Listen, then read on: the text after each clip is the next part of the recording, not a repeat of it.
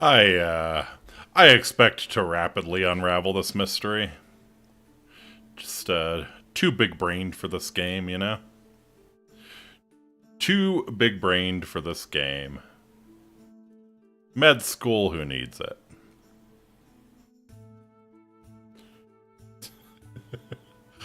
Alright, let's go ahead and get her started. Awate Amiki, my name is Faustus Marius Incitatus, the true consul of Rome, the favorite horse of the god Emperor Caligula. Hope you're having a fantastic, fantastic week so far. Happy Wednesday. It is Wednesday, my dudes. Sorry for the late start. I learned with pretty short notice that my nephew was having his school band concert tonight, so got to go to that, listen to some truly inspiring music, I must say. In my nephew's defense, his group was actually pretty good.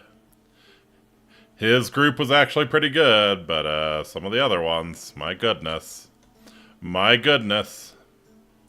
And now I'm sitting here listening to this very unique menu music. I have Pathologic 3 open, just sitting on the main menu. It's in my ears. It's not in yours yet. Soon. But yes, just a very special Sonic experiences tonight. Yeah. Guess who the internet is? Rule 34 this time. Everyone. Literally everyone. That's the point of Rule 34.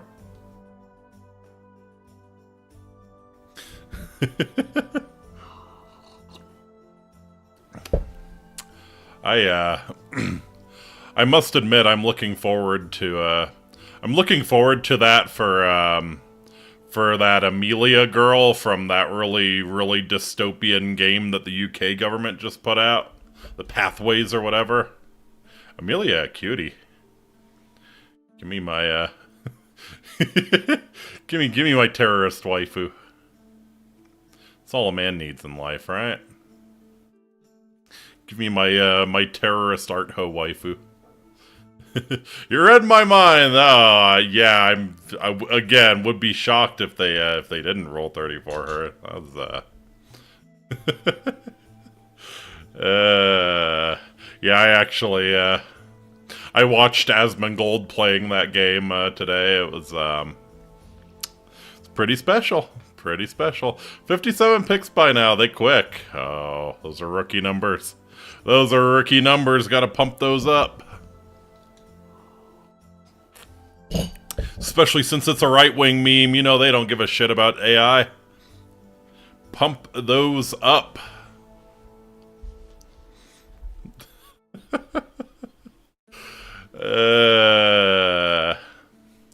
Yeah, that was pretty fantastic. Pretty fantastic. I love how, yeah. What's the game about? I only skimmed it to look like a visual novel. It's pretty fucking dystopian, actually. I would actually, if you can tolerate him, I would actually very much recommend watching Asmongold play it. They actually took it down, so I can't play it. I was thinking about it. Yeah, it's just like it's very dystopian. It's like, they give you a scenario. It's like, the dude's name is Charlie. Which, thank you. Yeah, dude's name is Charlie. They give you a scenario where he's exposed to online hate. And there's like 3 options you can do at the end. One of them is obviously like the social credit score goes up, good boy points answer. One of them is the domestic terrorist answer. That's always C. Like, the good boy is always A, domestic terrorist is always C. And there's like, there's B answers that are kind of just like the wishy-washy in the middle shit, you know? Like, oh, yeah, I'll check this out, but I'm probably not gonna actually, like, go to the protest, you know? I'm not gonna say how much I hate immigrants in the middle of my class. But, you know, I might think it. What's hilarious about that is, like, yeah, Asmongold was really boring and picked a bunch of the B answers, like the the boring, limp-wristed, middle-of-the-road stuff. And even that was like, oh, we are concerned. We are very concerned that Charlie is falling into internet hate. And maybe going to prison. Yeah. Internet hate, the internet is arguably the largest anarchy that hasn't collapsed on itself. Yeah. Used to be, at least, at one point. It was beautiful. It really was beautiful. It's the goddamn iPhone. I blame the iPhone. I blame smartphones in general. That was when, like, that was when the barrier to entry disappeared, you know? The normies got online with the smartphones, and it's just never, it's never good after that. Quite a shame. Quite a shame. Anyways.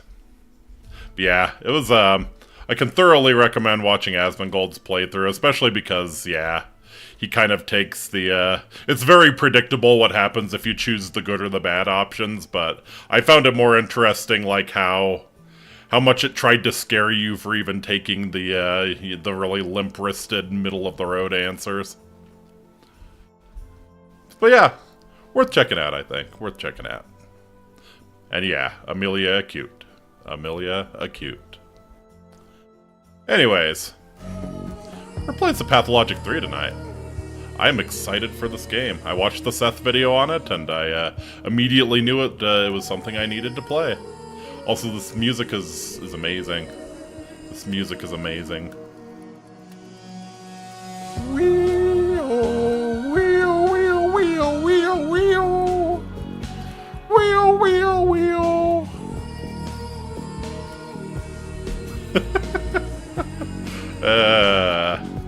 So yeah, this is a mystery/horror game where you're taking on the role of a doctor and trying to manage a village that's descending into plague, descending into hell.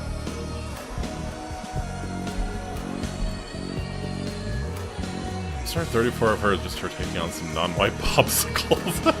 hey, the blue ones are delicious. Can't say I blame her.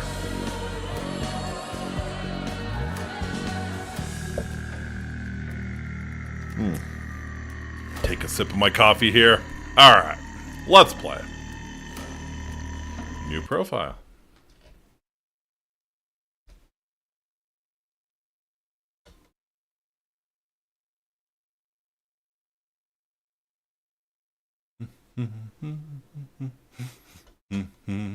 A Steam Detective Fest is going on. Go ham on the price and buy one to catch your. Oh shit! Yes, yeah. Thank you for the recommendation. I'm gonna have to check them all out. I'm Daniil Dankovsky, Bachelor of Medicine. Bachelor of Medicine. All my life I have been studying death, the greatest boundary holding humanity back. Okay, I'll turn the on powers some. that be were frightened of my I'll turn on some captions here. My lab in the capital was about to be closed. Oh baby! But it cannot be denied that some phenomena might be found only in the strangest, most remote parts of our country. Some very revealing outfits that are yet to be explored by forward-thinking minds. People accept the supposed imminence fucking of cheap death ticket if there's no too doors and easily. just pure wood for seats. Yep. Meekly follow Welcome our to welcome to bumfuck the Soviet cattle Union. to the slaughter. But we shouldn't.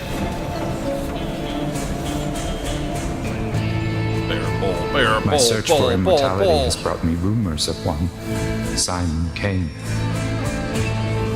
a supposedly immortal man, living in one such town.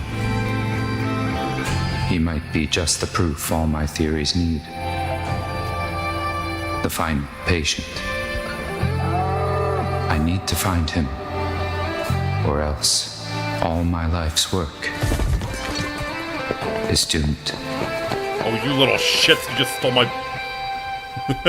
Oh, I hope you eat the most toxic medicine in there, you little shit. It is really loud. Yeah, I'm gonna turn it down. Did not realize it was gonna be this loud. The menu music seemed about right. It's kind of shocked at how loud the voice ended up being.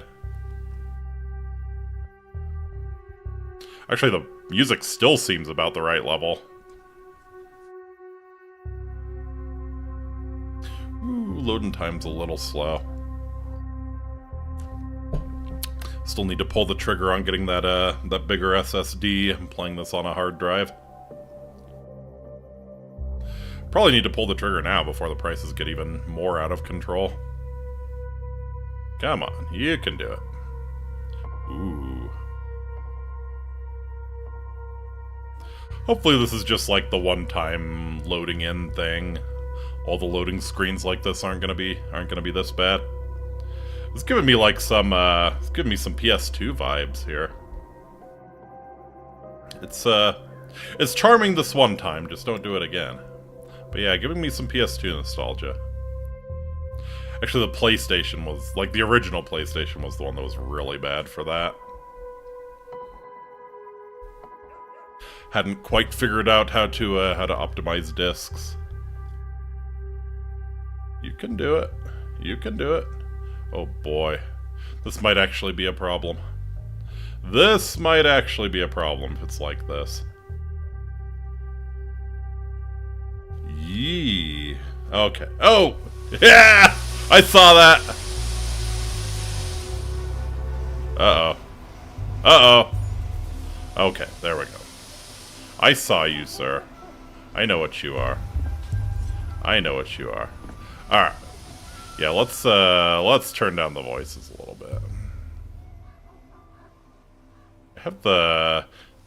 Oh, whoa, whoa, whoa, whoa, whoa. Okay, that might be why. I had this... You know what, let's even go to medium with how long that loading screen was. We'll go to medium shadow resolution. Yeah, all of this shit seems fine. Maybe ×8 for the anti-isotropic.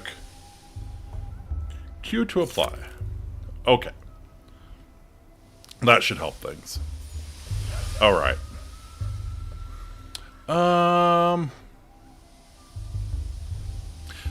Yeah, again, excuse me. I feel like the music is about right, so we'll turn the voiceover down a bit.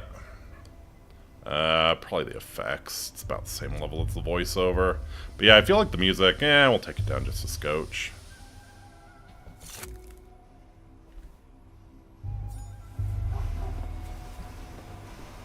Okay, yeah, that's way smoother now. Doesn't look as good, but... Attentive gaze. Some objects can be useful. I can spot them easily if I cue to concentrate. Disturbing thoughts. Some thoughts will affect your mental state. Oh, tell me about it. Priceless medical text, gutted like a fish. Backwards, mindless, meaningless vandalism. Worse than stealing morphine, just empty destruction by illiterate punks! Like I said, hope those punks choke on the most toxic pill I had in there. J to view the mind map. Alright. This is... Aha. My thoughts, conclusions, deliberations. To see the events of a specific day, press the number on the circle. Aha. Simon Kane, an alleged immortal, lives in this town. Understanding him is the only way to save my Thanatica. Are you chasing shadows again, Dankovsky? Are you serious? I barely stepped off the train and my things were immediately stolen. Ah, the joys of rural life. Without my tools, I'm useless. I must find the prototype and the microscope. They're vital. Okay.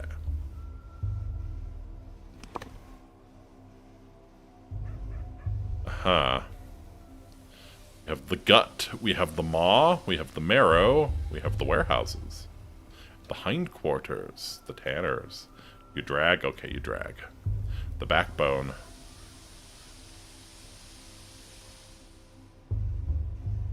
And then suddenly just warehouses.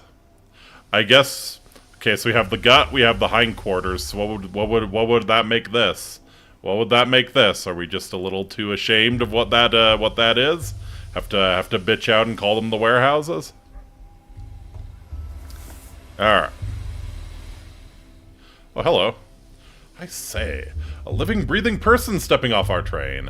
Do you normally only get dead people? Why are you staring at me like a cow at a new gate? My luggage is being stolen in plain sight.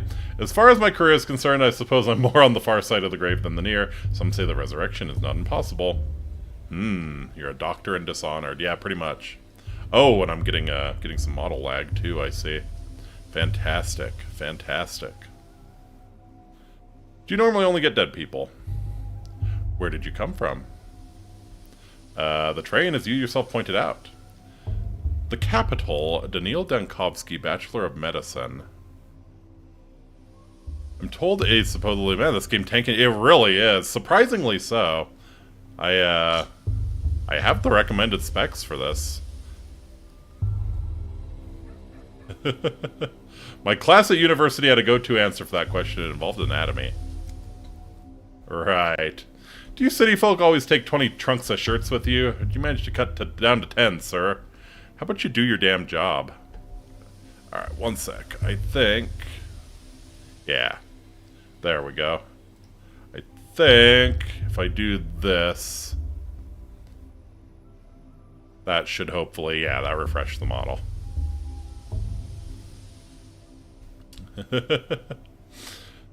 Doesn't matter how many I took with me if they're getting stolen the first minute. 8, though I had to sit on the last one. Where can I find a constable? Who do I talk to about recovering my stolen property? Shirts, you dimwit, my equipment's in there! Do you even know what a microscope is? Let alone the one-of-a-kind anti-dispersion device prototype.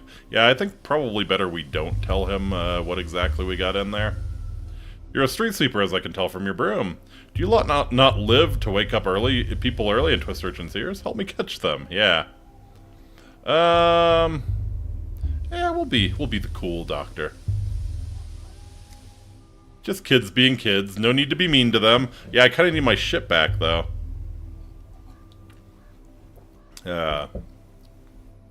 Should I thank them? Give them candy? Exactly. If you need your shirt so badly, why don't you go looking for the tots that ran away with them? Just ask them nicely. These kids are like magpies. So they deserve to die. Oh man, yeah, it is tanking my model. Let's see what we can do about that. They'll trade your precious linens from the capital back in exchange for bits of colored glass, or even just a story. Whatever you do, don't hurt them.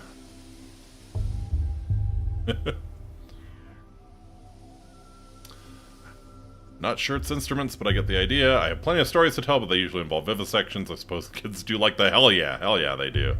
Why would I have bits of glass? I just about have one on my watch face. I may have to waste time on this both literally and figuratively. Plenty of stories to tell. Say, is the capital a real place? I wish it wasn't. The Canes came from the capital and made our town, but no other real people have come from there ever since. So I was thinking perhaps Simon Kane simply made up the capital along with everything else? Uh-huh.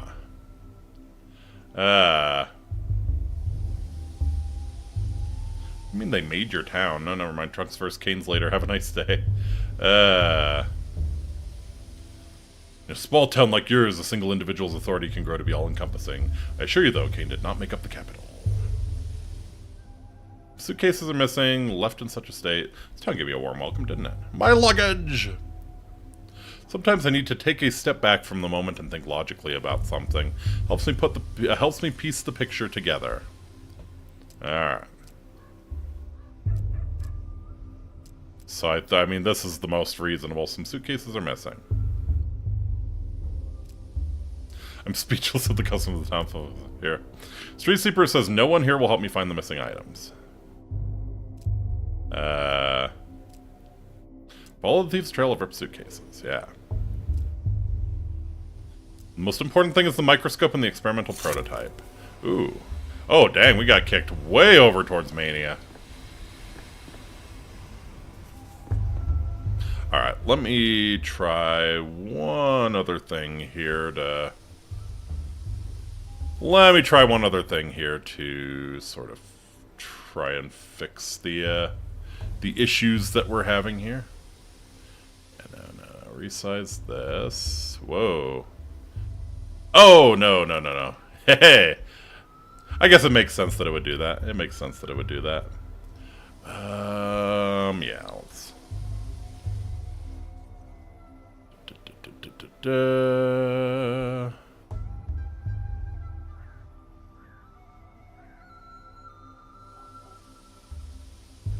Let me turn the resolution scale down to about 50% here.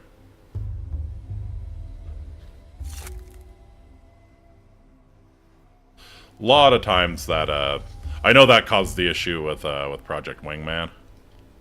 So yeah, let's see. Let's see.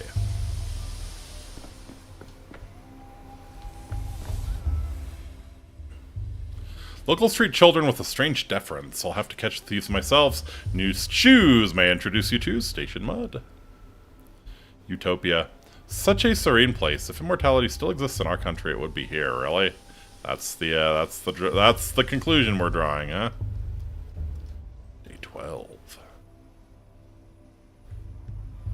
All right.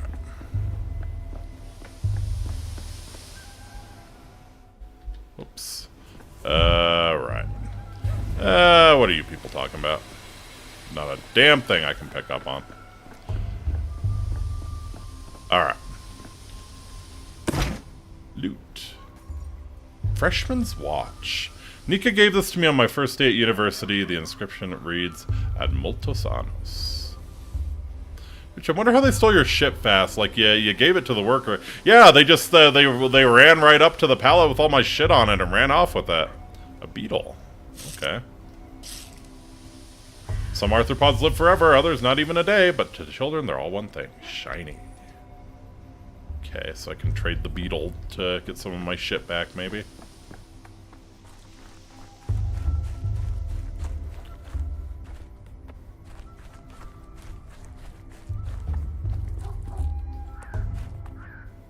Ooh, pretty maple.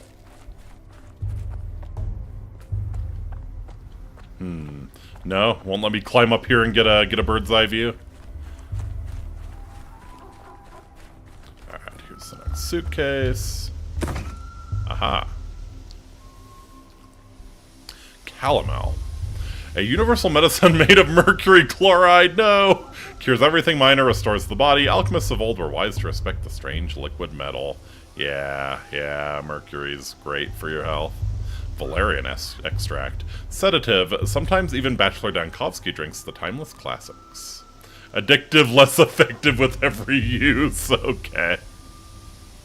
Camphor. Stimulant and rubefacient. Wow. Causes irritation just like everything else in this damn place. Addictive, less effective with every use. Amazing. Immortality pill. Yep.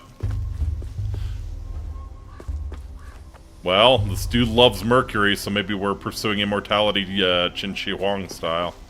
Ooh, what's this? That's something, right? The most fragile ones didn't break. You gonna maybe pick them up? I guess not.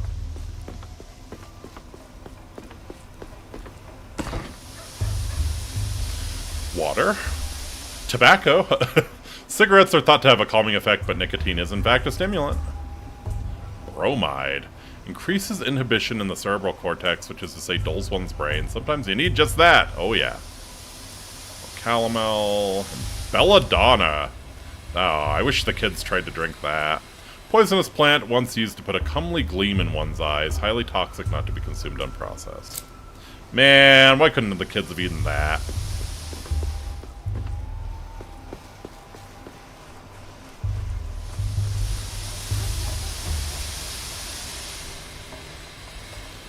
Cattle car? Yeah.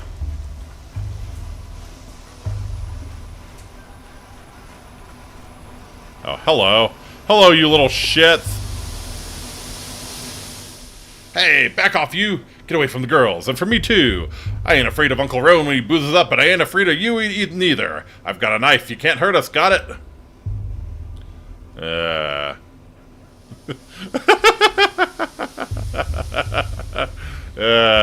Should we give this kid the Kuno treatment? I think he deserves it.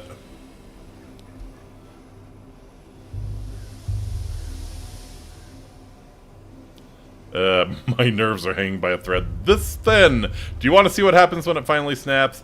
Yeah, see, kids take that as a challenge. What the hell are you talking about? I'm not drunk. Your hands are shaking and you got those crazy eyes. Uncle Rowan gets those eyes too when he reaches for a second bottle and the shakes and then he picks fights. But don't even think about picking a fight with me. I got a real knife, I do. Wait, hold on. If I look like that Uncle Rowan of yours, that means I really do need to cool down first. Give me a moment. I'll take a breather. It's hard for me to talk to people when I'm too apathetic or manic. I'll need to stabilize my condition first. I cannot talk. The world is abuzz with mania.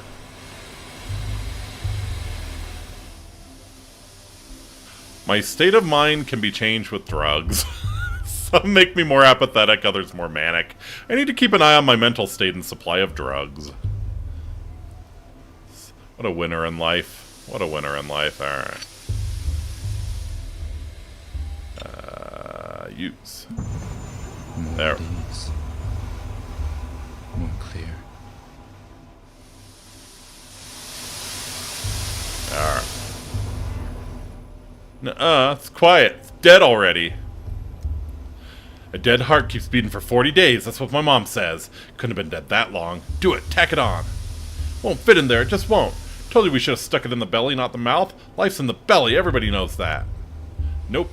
A locomotive's life sits in the front with the driver. That's where the fire is. So the heart should be too. That's what Boulder told her. Are you trying to murder the locomotive? Man, street drugs. Surely nothing goes wrong. Yep. Yep. Do drugs in front of these children. Gotta be setting a good. Gotta be setting a good example. Like this girl.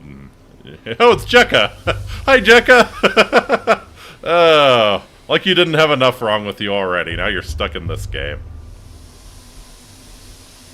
What do you have there? Oh, my prototype. Looks like it's still intact. Ah, be gone, vile snake. You killed the other trains, didn't you? It's because of you they don't come to us no more. Take out the heart. Look upon the heart. We were wondering, and we didn't know why they kept dying. We got a whole graveyard. They're all rusted up, and they can't go anywhere. It's all because of you. You stole the train's heart for yourself and carried it away in a suitcase. Now the train's all dead.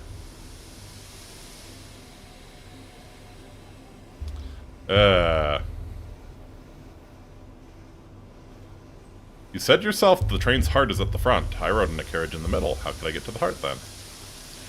Through the bowels, like all Menku do. It's a Menku. You don't get to the heart through the bowels, my young friend. You'll hit quite a different body part first. Without it, the train stopped wailing. Stop moving too. That means it's dead. This is its heart. Obvious, right? I don't know how to make you all understand that my prototype has nothing to do with the train. Look, they're made of different metals. It's a bit simplistic. Responsive stimuli is just one characteristic of life. It's not exhaustive. Aha. Should we keep humoring these little brats? No. Well, you know, man doesn't look very shiny on the outside either, and inside he's all red. No, he's right. The body has different layers, but all the meat is made of meat. That's what Grandpa Barack said. Barack Obama? Look, my prototype is not the train's heart, and it certainly won't repair it. But it is an interesting thing in itself, so let's make a deal. You give it back, I'll tell you how it works. I don't know.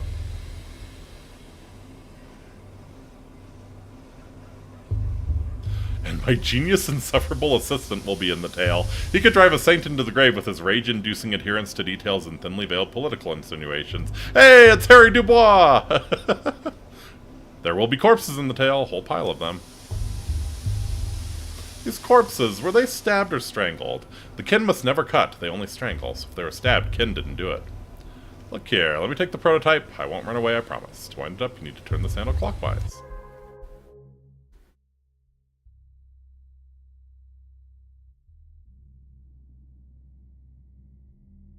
Okay, yeah, loading much faster now.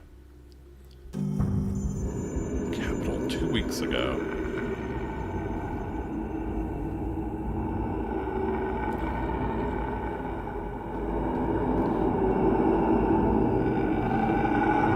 Yeah, I mean, most cheerful Eastern European morgue. Absolutely.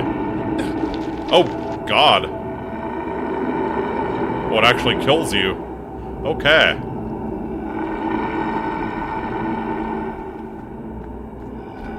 Like old Professor Luria, he used to say, every cobbler should stick to his last. Mm-hmm. To prime it, hold this crank and turn it clockwise. Chief, hello. Oh, for crying out loud, your mind's flown away again. My mind and I are planted firmly on the ground. Or prime the what now? This morgue is swimming in a gas leak from Lab 102. I heard the alarm! That's right, I pulled the alarm because of the chlorine from Lab 102. Anyway, the crank is stiff, so you'll have to turn it with some force. Playton, are you crazy? There's a gas leak! What did you call me in here for? We have to seal the morgue and evacuate quickly. No, Daniil. to do is load that prototype you're fiddling with and use it to get into the morgue. A woman rose from the dead in there, and it will be, I think you'll agree, extremely frustrating if she dies again. We must get her out. Alright. Good news, everyone! Please know, body's prepared for cremation, coming back to life. It looks like exactly that. Risen from the dead? An unenviable fate indeed. I was collecting tissue samples to determine the onset of rigor mortis when I heard a noise. I turned around and, holy smokes! A woman was sitting up on the gurney, stiff as a poker, rasp in her throat. I started toward her, but then I smelled the gas and pulled the alarm lever. That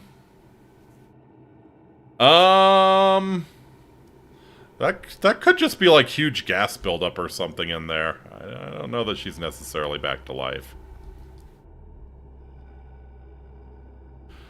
Why not get her yourself? Why call for me? We don't have a second to waste. It wasn't a spontaneous resurrection. It couldn't be. These cases always turn out to be lethargy or catatonia or apnea. You forgot that time with the animatronic figure. Telemon's wonderful joke for your birthday. Oh, God. Nothing worse than a joker who works in a morgue. Fuck. I didn't forget it. I wiped it from my mental atlas. What should I do with this device? This prototype, I think you called it. I already told you, but fine, let's go over it again while the gas leak is going on, and there's a corpse walking around. You're holding an experimental prototype meant to dissipate tuberculosis miasma. Remember the consumption task force? Kaufman, Gorski, Anastine? At least the gas hasn't done you any lasting damage. A million little details as always, that's reassuring.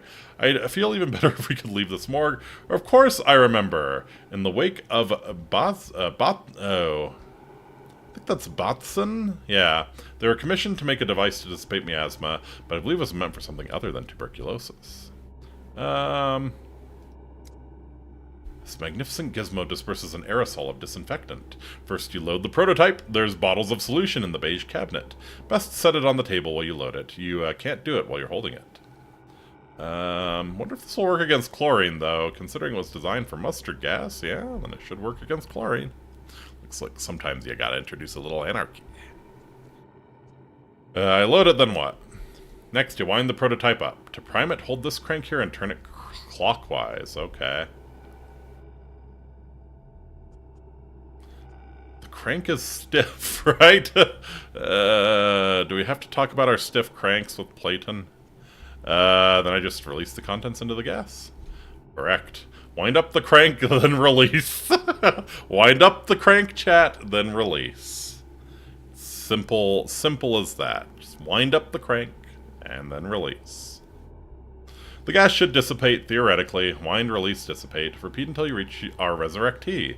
Just remember, the chlorine will keep coming while our supply of solution is finite. Just try to be as efficient as possible, Chief. A true thanatologist! Hell yeah! Alright, keep close to the exit and protect your areas with your hand if you got nothing better. If I'm not back in 10 minutes, call for help. Pneumatics with mechanical priming. The longer I hold the crank, the stronger the effect. Operating range is supposed to be decent.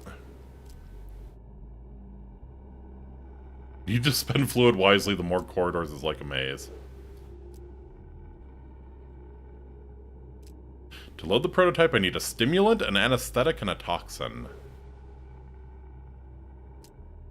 First thing we teach lab assistants, the best stuff is in the beige cabinets. Add the ingredients one by one into the setup and heat it up. Evaporate. Residue goes into the prototype. Heat, then open the valves. Should be enough for 20 uses. Before you can use the prototype, you need to load it. Ingredients are in the cabinet. Loading station is on the table. Okay. Anesthetic, stimulant, toxin. For pest control purposes, kept under lock and key behind 7 seals, issued only with a written permit. Shortages of stimulants are a persistent issue. Students borrow them to prepare for exams, then forget to return them. Oh, I know how that goes.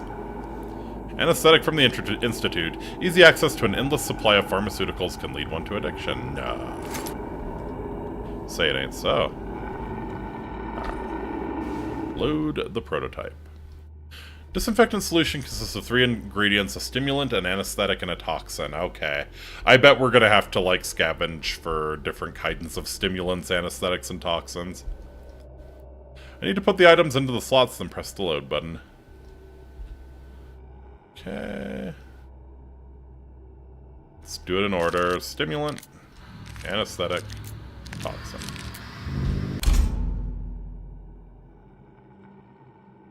Prototype successfully loaded. It should be good for a little longer. Alright. Hold the left mouse to charge. Release when the pendulum stops.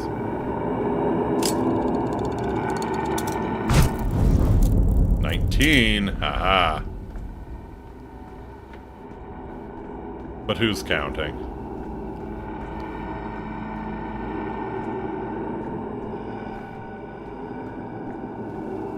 Oh. Well, shit. 18.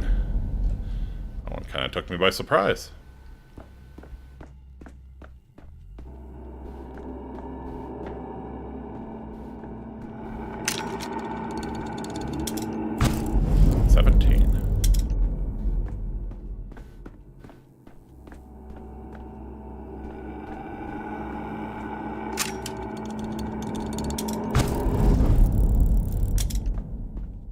Over here, okay. 16. Ah. Well, she's not in the crematorium at least. Oh, fuck me. Go.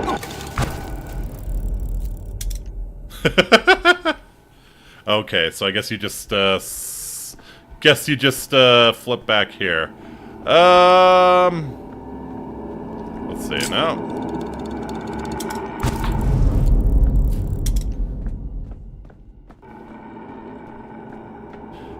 Yeah, I guess it's got pretty decent range. Yeah, it's got really decent range. I'm getting way too close.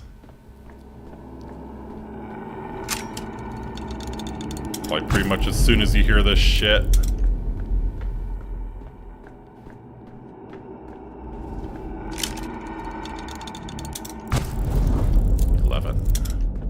Oh, wow. No, you are up. You are up. Spontaneous resurrectee. Yeah. Are you death? You have death's eyes. I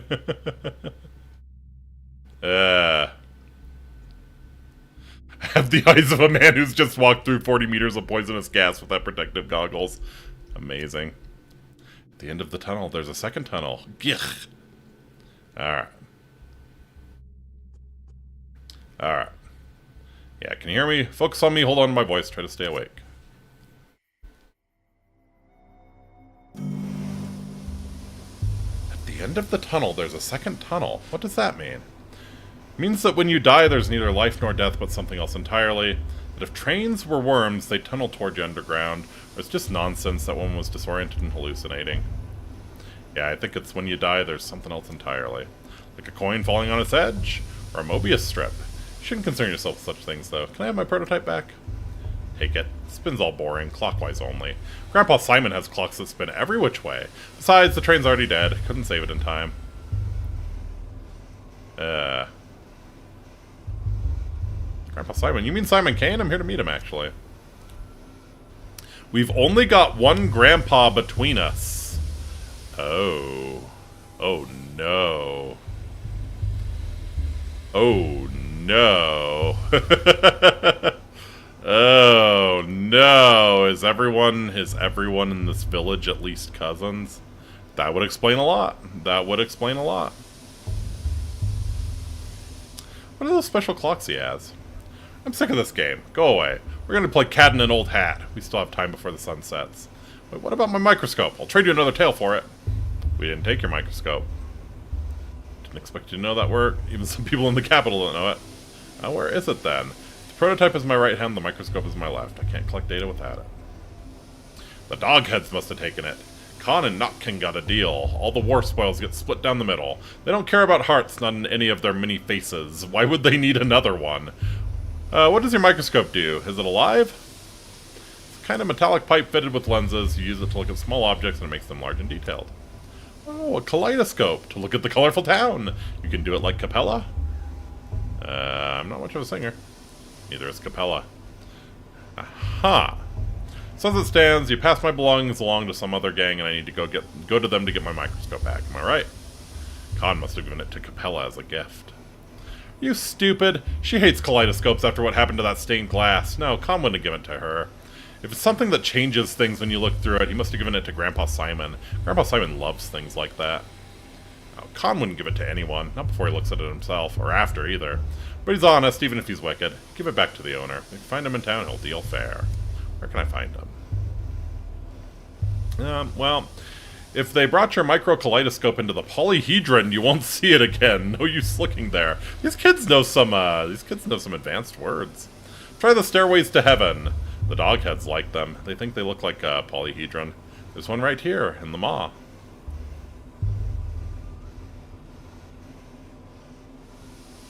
Just thank you. Nice. Alright, and we're perfectly balanced as all things should be here.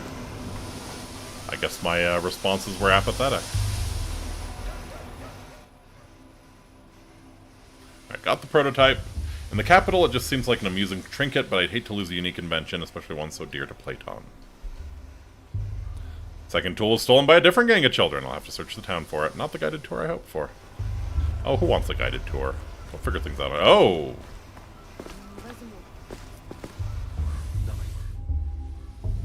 Jacob Sturck. Kirik. And what was his name? Pawn. Ooh. Playing some Dragon's Dogma? Bertie. Bertrand. Such a harmless fellow he was. Never hurt a fly in his life. And the Ripper slashed him to ribbons like the rest of them anyway, the brute. We must give these unfortunate souls the proper burial they deserve. Then find the Ripper and give him a burial befitting a beast. Daughter of Suak.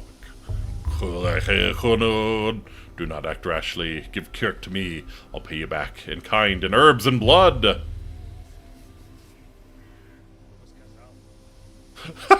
I don't mean to alarm you, but you have holes in your dress the size of another dress. You crazy? Why are you looking at her? Why are you even speaking to her? Begone, witch! Buyante, do not speak to me, stranger. I have come begging for food to give Swak, begging for tears to give Mother Bodo. I speak to the blood of Erdach, of our town. You are not our blood. My eyes do not see you, stranger. My ears do not hear you. Suak, Mother Bodo, Urda. Before you ask, no, I don't need to write these new words down. I have an excellent memory. Nah, that's not true. I can't even bring myself to say that. That is so not true. What happened here? The Rippers come to town. The father killer, Burach. He was always a wild one. But then Mara Shabnak lay with him in the steppe and whispered things in his ear to make him water the earth with blood. As soon as he got off the train, he went on his murder spree. He killed Jacob Sturck. He killed Kirik. He killed the harmless birdie. He's a monster. I thought I'd come alone, or almost alone. I definitely don't recall a Mad Ripper on the train with me. He arrived on the freight train, took the back door like a thief in the night. The freight train was bringing medicine, sweets, and coffins. What a combo, you know? Got the medicine for the old people, the sweets for the kids, and the coffins for well, being real about it, probably everyone here in a few. So the Ripper must have hid away in a coffin, or else Shabnak would have torn him apart in the steppe. Just said that Shabnak copulated with him, now he's hiding from her in a coffin. Only 2 sentences into this conversation, I already want to shoot myself! Aha. I mean...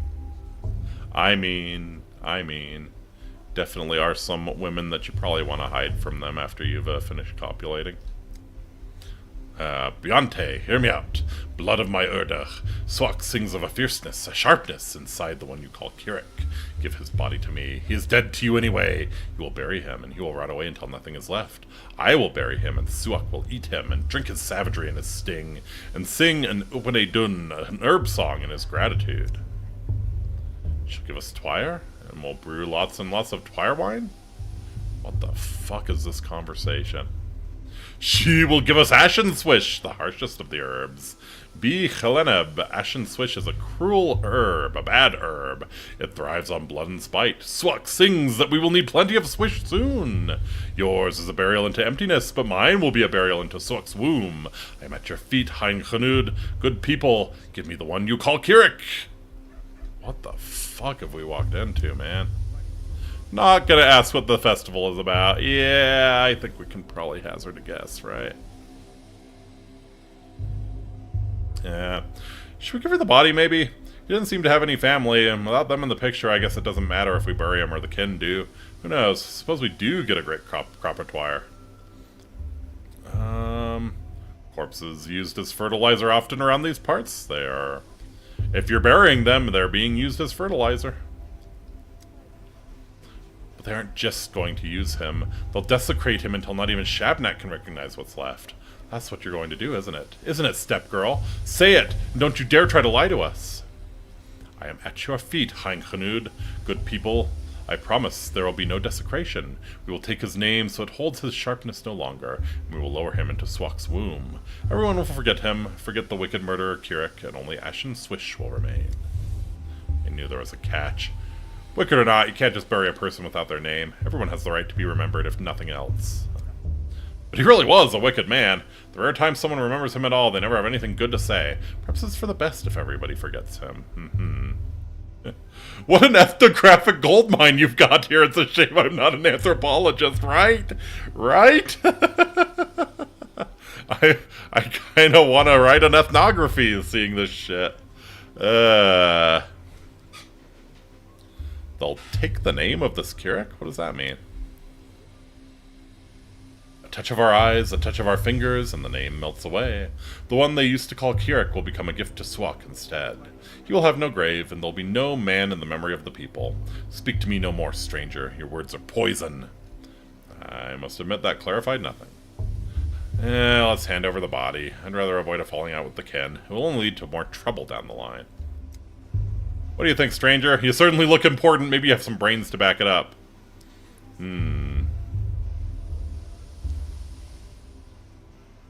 The body of a victim who met a violent end must be withheld for the purposes of a forensic examination, even if a beautiful young woman asks otherwise. Oh, you're just saying that because there's huge holes in her dress. I see how you operate. Once a person dies, their body is no more than a collection of molecules and tissues. Any opportunity to put it to some use is a stroke of fortune. Corpus non est templum. What are you talking about? Body's not a temple. Face zoom in conversation really feels oblivion. Like, yeah, it does. I don't care one way or the other.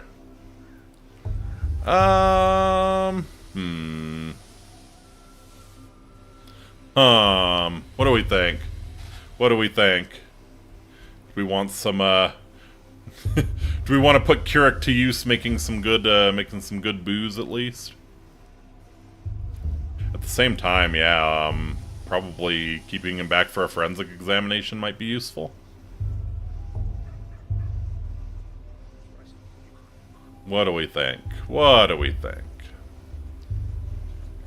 I'm leaning towards do it. Then again, I feel like pissing this lady off might be a really bad idea. Nah, you know what? You know what? If you wanted me to take you seriously, you should get a proper dress. Death came to this town today. Such great death, the likes of which has never been seen before. Today will be a fearsome day, tomorrow even more so, and on the third day fear itself will die. And without Ashen Swish, we will die too. I came to this town today, that's all that matters. Badass. The Ripper. Golem of Bones. The locals believe in a Shabnak, a murderous step golem in the guise of a woman. It's like I've stepped out of time, not just traveled far from home. Alright, a murderer came to town alongside me. Luckily, I am prepared to fight death in all its guises. Oh,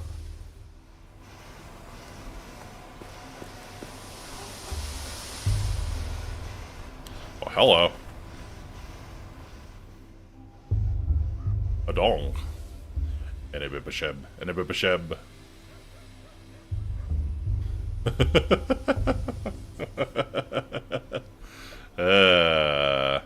Orbis Mirabilium Plenicest. I see they're making preparations for some kind of festival at the station. Go away, Snake Man. You've got sharp heels. Some kids ran through here with my belongings. You see them? We gaze at the earth. Do not pull us away from the earth. I shall not presume to divert your attention any further. Lumpy Man. He is quite lumpy.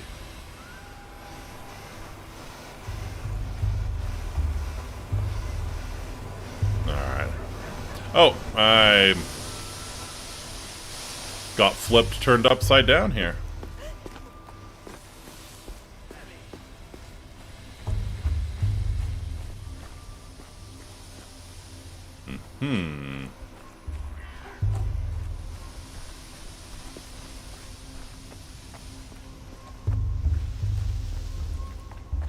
Okay, so you can sprint. I don't think you can jump. It's not a jumping kind of game, I guess. Doctors don't jump. It's not. Oh, that's a lot of coffins. That is a goodly number. Are those boots? That is a decent amount of coffins. For what the devil can't do, send a woman.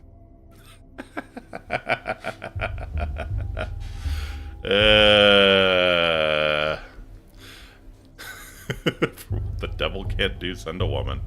Fascinating. Would you look at that? A customer. Keep walking, customer. This shop's appointment only, and I don't recall your name on the list. At this rate, they're burning the street. Yeah, and they're burying the street. Yeah. From a distance, they look just like coffins. What did? Looked like a giant bird was nesting by the train. Birdies, birdies, gather ye here around the marble nest. Can't recall where that quote is from. Just the coffins. Couldn't believe there were so many. Thought I was dreaming. There can never be too many coffins. Quit trying to scare us. But yeah, have a look. We've got plenty of shops in town, but our warehouse keeper here can get it for you wholesale. Just look at these boots he snagged. Scarlet. Ooh. Can we flirt with the fashionista? I'd expect a romantic soul like yours would be more interested in the Scarlet Pimpernel than Scarlet Boots. Oh. Gross. What am I, an herb bride?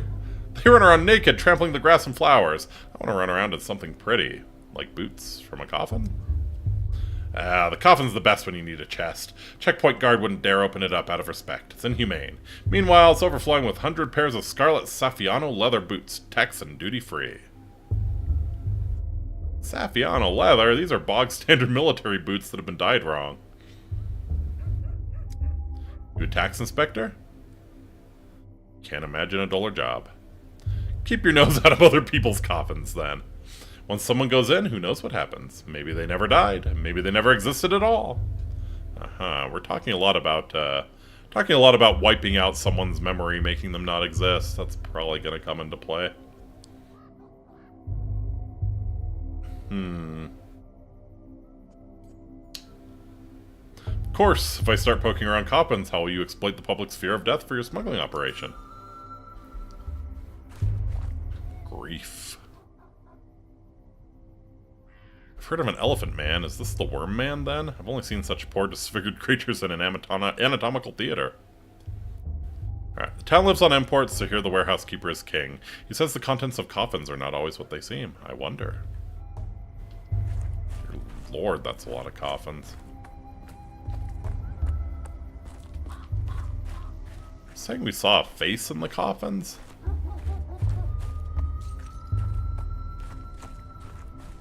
I didn't pick that dialogue option because I didn't see it, but face in the coffins, huh? Yeah, I don't see it.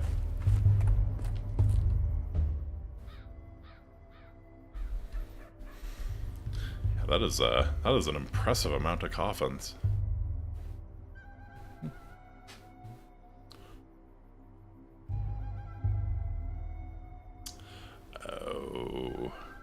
Oh, that's a little rough. That's a little rough. Come on now. Come on now. Really would think, especially with the graphics settings turned down, wouldn't be quite this bad.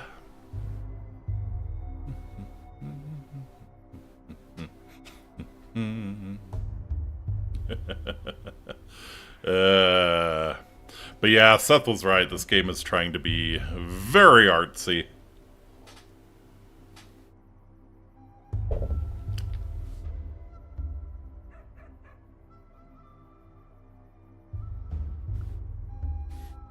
Trying, at least.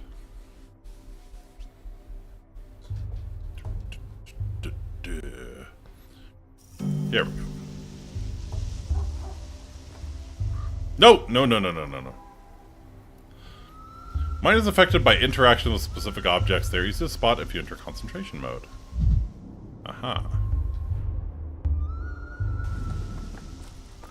Okay. Boiling, cracking, screeching. Living. Not what I was expecting, thank you.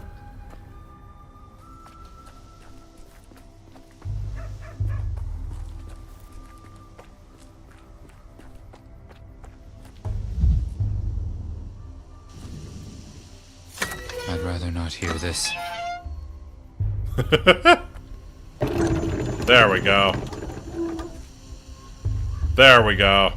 That one made me apathetic for reasons. Oh, I see. Gotcha. So if they're reddish, they give you mania. If they're bluish, they give you apathy. I see. Ah. We have a little guide.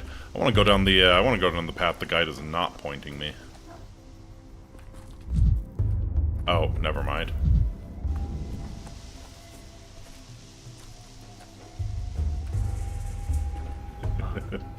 Oh, fantastic. Where's the Adidas tracksuits though? That's all we're missing. God. God, if only I could go back in time. Invent the Adidas tracksuit and just get all of the slob bucks.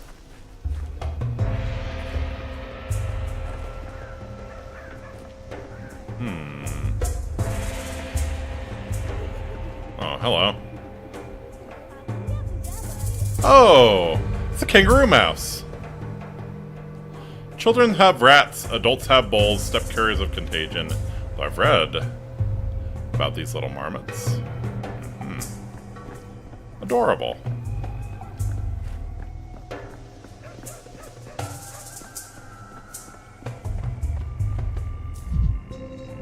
Oh.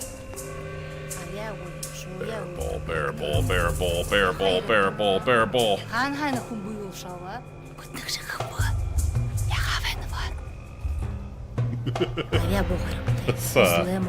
That is a impressively calm bull.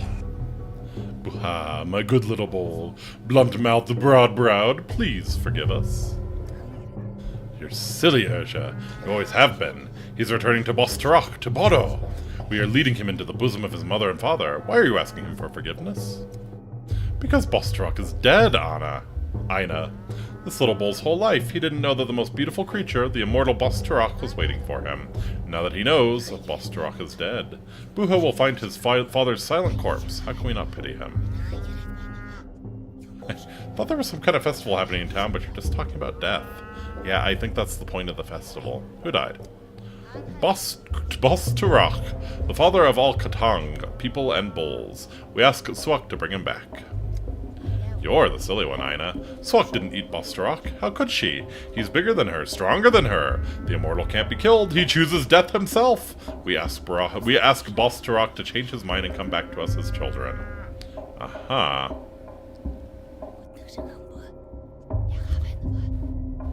What a coincidence. You're burying an immortal. I came to study one.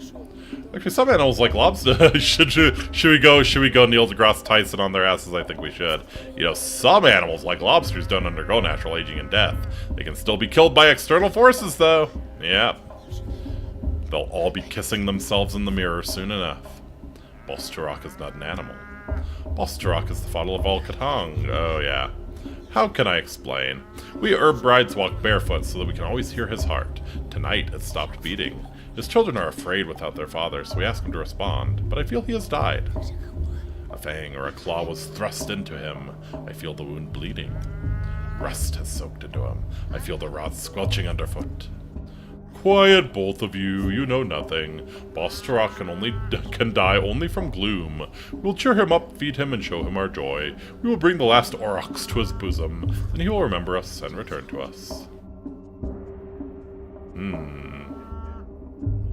So the secret to immortality was to smile and to put aside sorrow. So this bowl is meant to be sacrificed. We give a little to gain a lot. Mother Bado is a blind, loving mother, the warmth of the earth. But Boss Turok not only bore us, he watched over us. We lived under his watch. Now the town is without a beholder. Azagalag Khun, we are blind worms now. Mugar bad. A worm is a worm, a human is a human. A human is meant to see, to build. Look around, beholder. What do you see?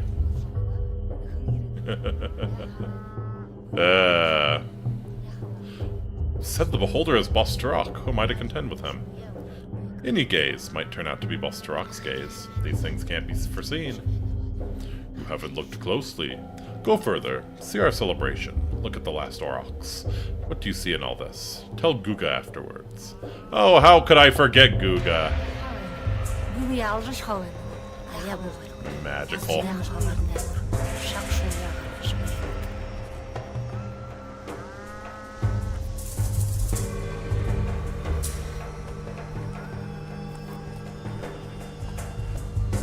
Oh, a mirror. Really?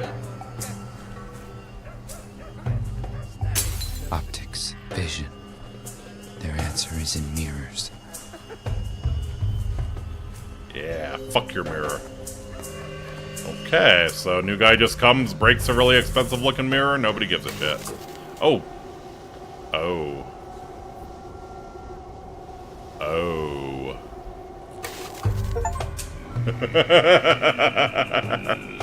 Oh.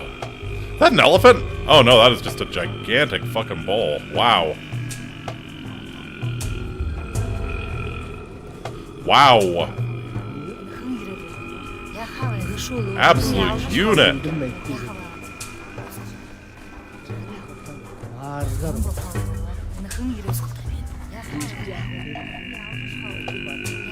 Absolute unit.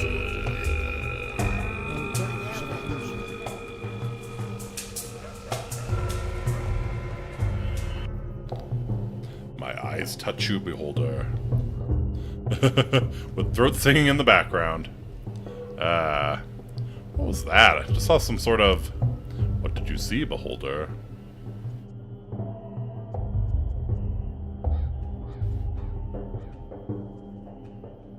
I saw rot and plague miasma spreading from a carcass, and a sanitation squad burning it with fire. That was tomorrow. That will be yesterday. That box syphilis! That was from Hat Jumps! Makes about as much sense. Was the bull in the square some sort of parable? Was the bull in the square some sort of parable?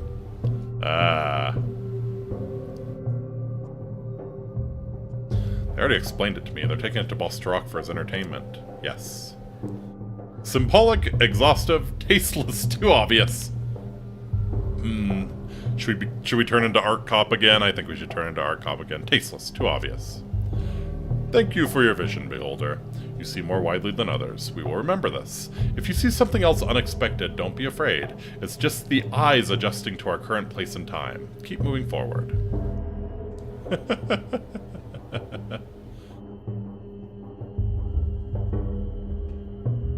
Litere non dant panem, said apparent mundum. Yeah, I think it's words without bread, the whole world starves. Yeah.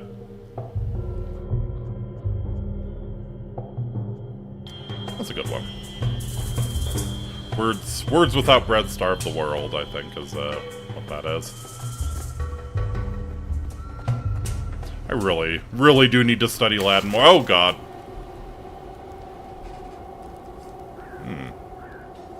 Honestly, I kind of like it better here. Oh!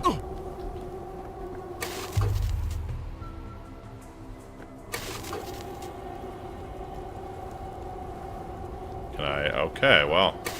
Not going that way, I guess.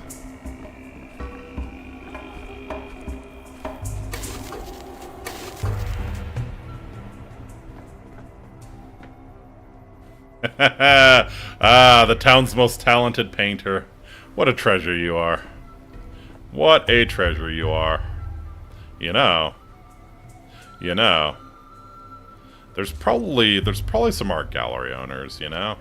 Especially coming from the wild steppes, you know? Coming from the wild and barely understood steppes. Take it to the big city. This visionary artist out there. Mm-hmm. Mm-hmm. Do you want to make a lot of money on really stupid rich assholes? I think you got what it takes. I think you got what it takes. Crazy stemmed out stare. Lidless stare. Nonverbal. Lack of artistic talent. You got what it takes. Modern art superstar there. Modern art superstar. Too bad she's going to be vomiting up her guts here in about 48 hours. Oh boy. Hi. Are you going to hurt me if I get too close?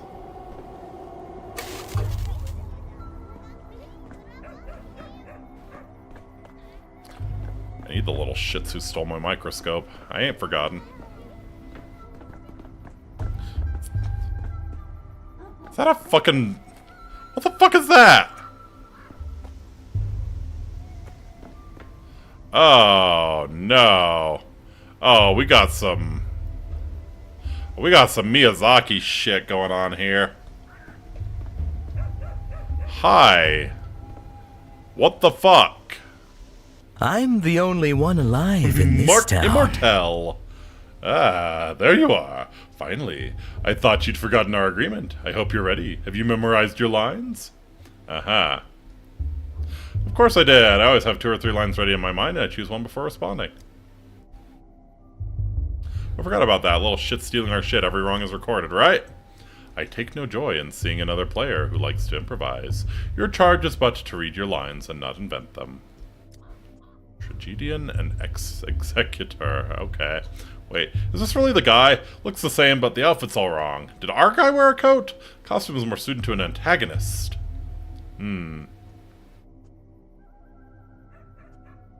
Yeah, I'm more of an anti-hero than an antagonist. Presume you know the difference?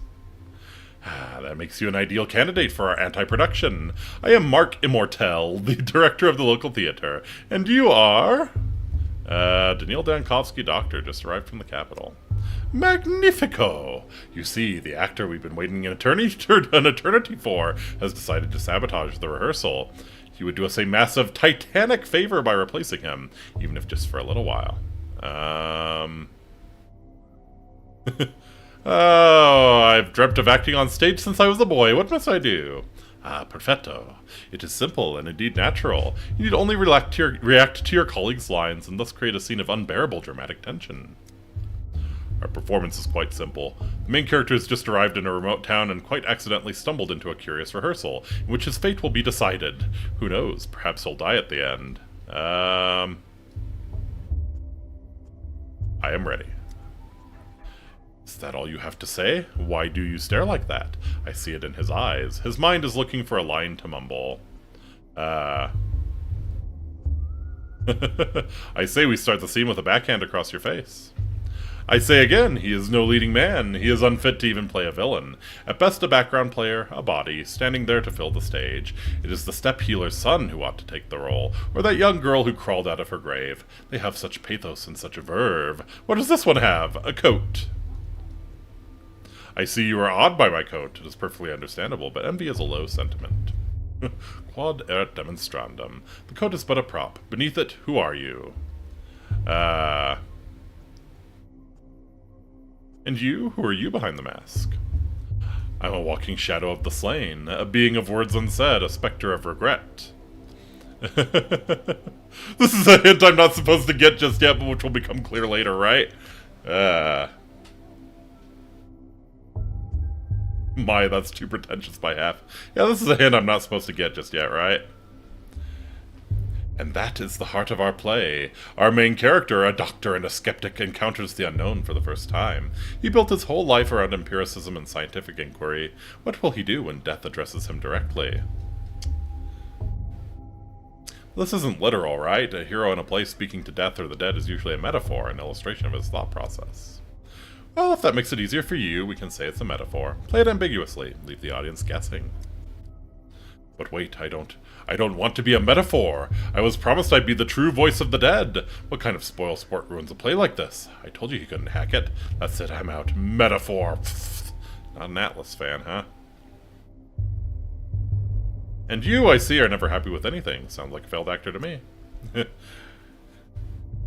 Excuse me, Dankovsky, why are you insulting a colleague? I don't recall him making it personal, unlike you. That was hurtful, all right. I think we should stop here. What? He's been insulting me the whole time. Doesn't like my lines, doesn't like my coat.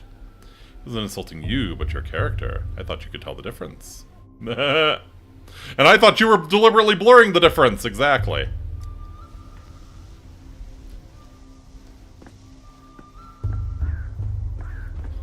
Weird. Alright, are we gonna find the little shit soon? I hope so.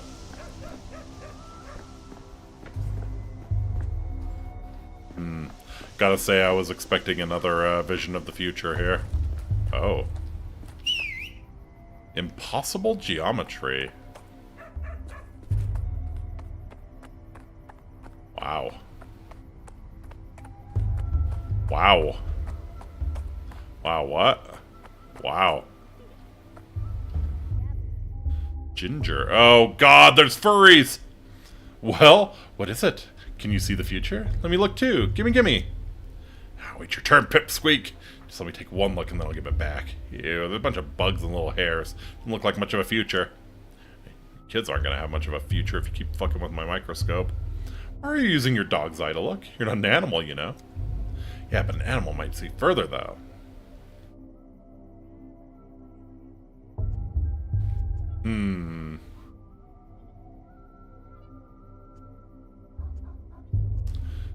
Good news, the microscope has been found. Bad news, it's being mauled by a pack of wild dogs. Oh, the horror.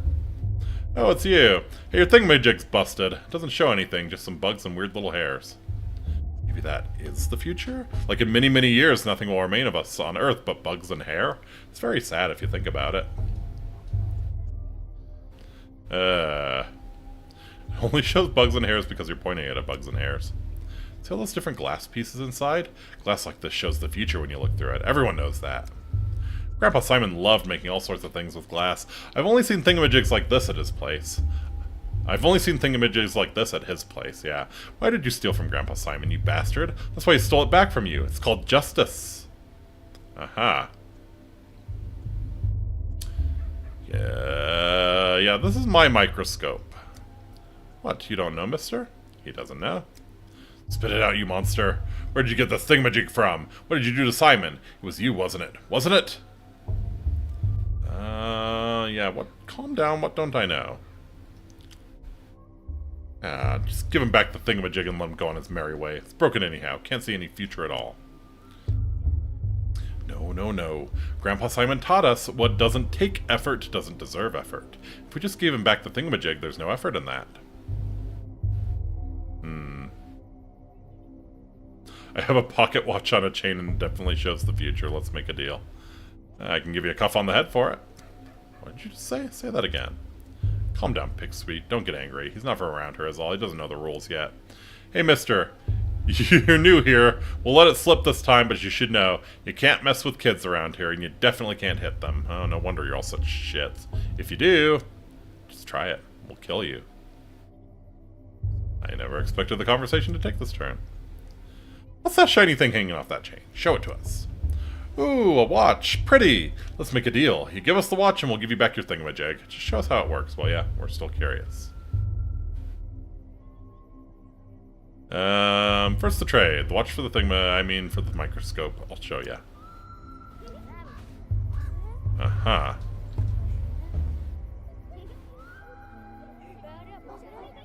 Oh, I see. trade an item, I need to put it into the barter slot. If I want something, I need to give something in return. I can do this by putting items on cells on my inventory side. People won't agree to a trade if I offer items less valuable than whatever I'm asking for. Gotcha. -3.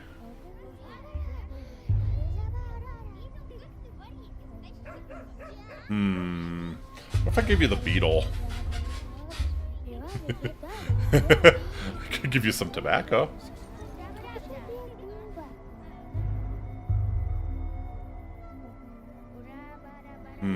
Alright, fine.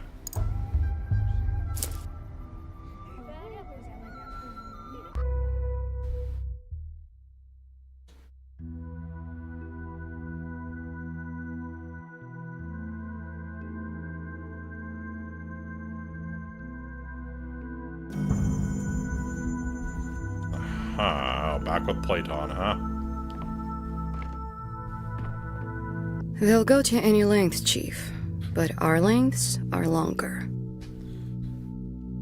Please hold on a little longer. Even after the inhalation therapy, the swelling won't go down immediately. Chief, finally, where have you been? The woman you rescued from the morgue is conscious, but she might not stay that way. She's still very weak. The burden of leadership, yo, something to everyone, and everyone will find you at fault. Good to see you too, Seraphima. I mean, it's amazing she's standing at all. Step aside with me for a moment, Chief. I checked the morgue records. A body matching her description was declared dead last night. Could be a coroner's oversight or a bureaucratic error. People make mistakes all the time. Doesn't prove anything.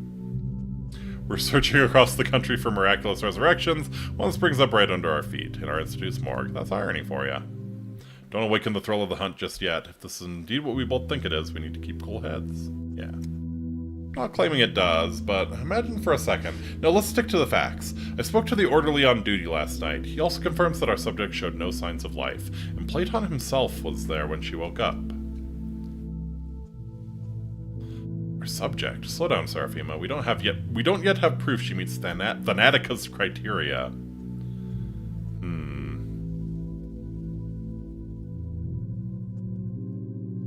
When I reached this woman through the poisonous fog, she herself insisted that she had died. It's not proof, but she must have had some reason to think it. Can't miss this opportunity. Unfortunately, the subject is having trouble speaking. All that time in the gas has weakened her voice. I've rinsed her mucous membranes and performed inhalation therapy, but you understand, I can't conduct an extensive interview. Shame. First-hand account could point us in the right direction, but there's always a physical examination or taking a sample. Or an examination of her personal belongings. She came into the morgue with some items, so I haven't had a chance to go through them myself.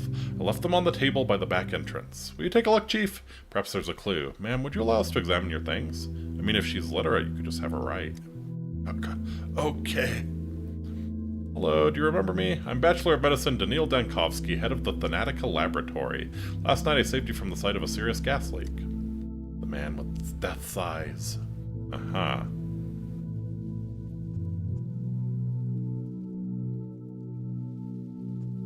My eyes were affected by gas just like yours were, but at least you remember something. I died. Tunnel after tunnel. Please remain calm. Before we can be sure of anything, I need to examine you. Allow me to take a blood sample, perhaps a microscope can give us some clarity. Or wait just a moment, I'd like to examine your belongings first, the ones you had on you at the morgue. Yeah, let's examine the belongings.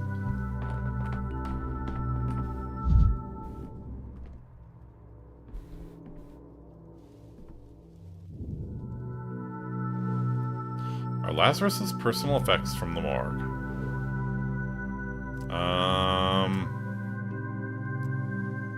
Morphine tourniquet. Yeah, 2 rings, obviously a pair. One would be too big for her. Unrequited love, jilted fiancé, husband left and took off the wedding ring. Yeah, probably that last one. Herbs, not a bouquet, looks medicinal. Consulted a wise woman? Yeah, possibly. Got some papers. Accept all risks and waive all claims. Description of the treatment is vague. Something about novel drugs. Or consent form for the experimental treatment at our institute. Morphine and a tourniquet. She had this on her? Damn. Chronic morphine addict? Or suffered from severe pain? We'll be charitable and assume that she's using it appropriately. I might understand more if I examine the resurrected woman and take a blood sample. Alright.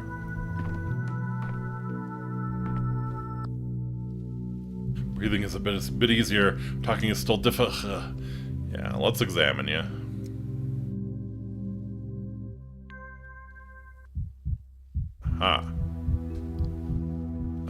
Enter inspection mode. Pale and Gaunt looks exhausted. I should take a look at her blood sample. Skin here is seriously damaged. I suspect it's due to her contact with the gas. Like the same for her red eyes and mucosal burns.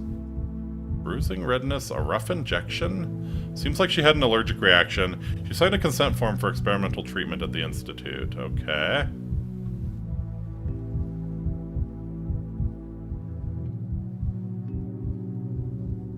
Oh. Just right-click to rotate. 10 minutes will be spent examining each body part. Okay. Oh, I see. I see. Now you can... Oh, yeah, that's... I see the ejection site now. Okay.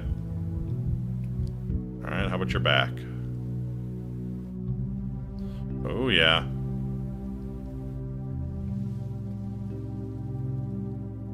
Skin here is seriously damaged. I suspect it's due to her contact with the gas. Like the same for her red eyes and mucosal burns. There's the injection site. Anything on... I guess we're not really looking at the arms. Okay.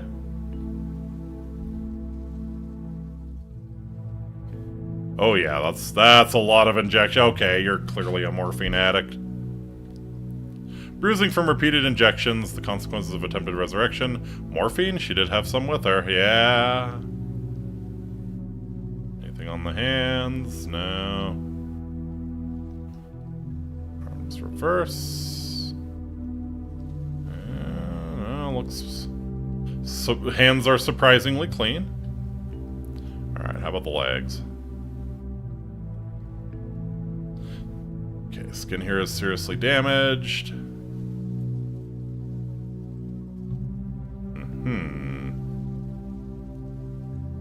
Okay. And the legs reverse. Oh. A little mosquito bite there or something. Okay.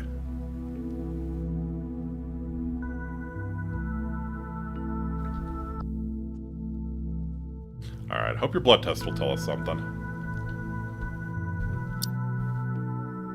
Oh. Microscope slides left 100. Disease affects various bodily systems. The microscope helps identify which organ is infected. Tissue samples are placed on glass slides. An assistant ensures that slides are sufficiently supplied. Okay.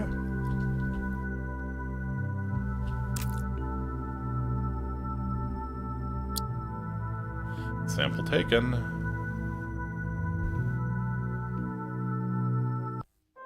Okay, I can study the collected samples under the microscope. To perform the test, I need reagents. The doctor themselves is in charge of their supply.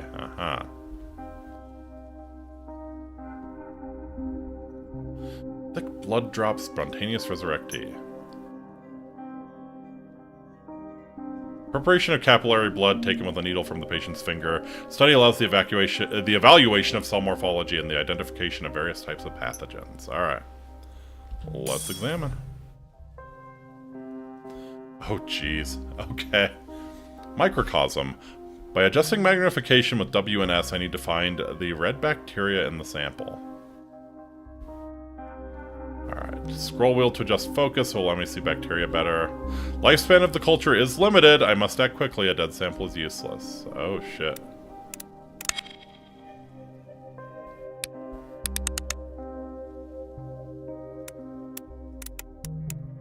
Red bacteria.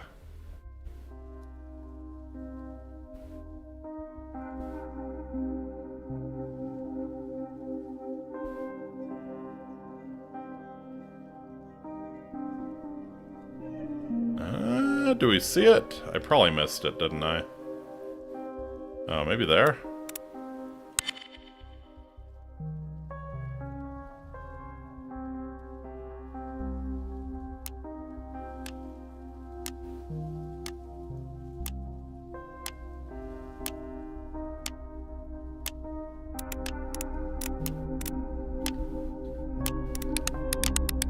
Oh, I was supposed to zoom in much further on it, huh? Test failed. Analysis yielded no results. Alright. Well, let's try another then. Gotcha. So if I spot it, I need to zoom way the fuck in on it. Okay, I think it's that.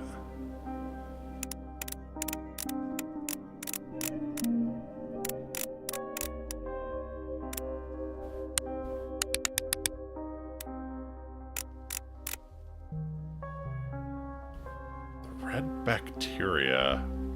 Like that thing, maybe? I got some sound feedback when I had it, I think.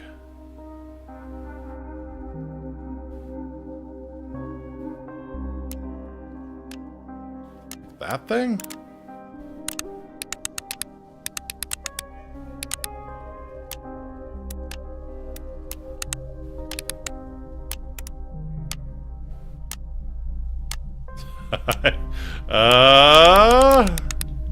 Okay.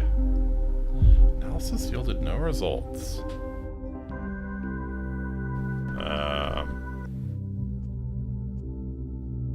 I've been able to get to the bottom of this, yeah.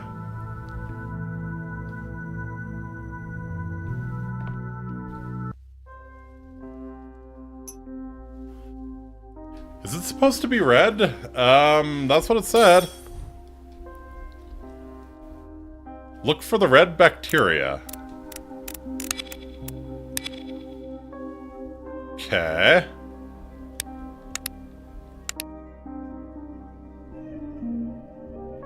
That thing, maybe?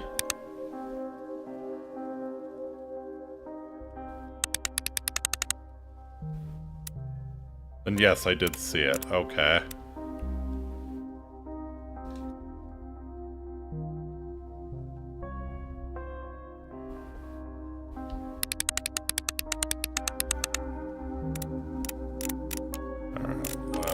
Let's focus. Come on, focus. Whoa. Whoa. Whoa.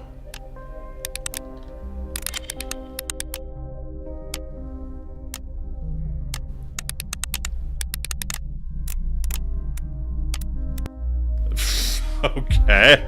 Alright. Yeah, I'm not sure what I'm looking for here. I am not sure what I'm looking for here.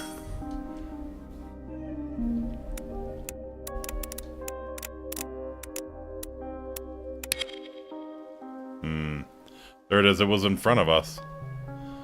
Was it that? Was it that thing down there? Oh, yeah, I bet, huh? There we go. Okay. Yeah, that thing. Okay. So what, do I zoom in more on it? What am I supposed to do here? Ah, okay. Organ is affected. A pathogen has been found. I see. I see. Okay, so it's really moving around.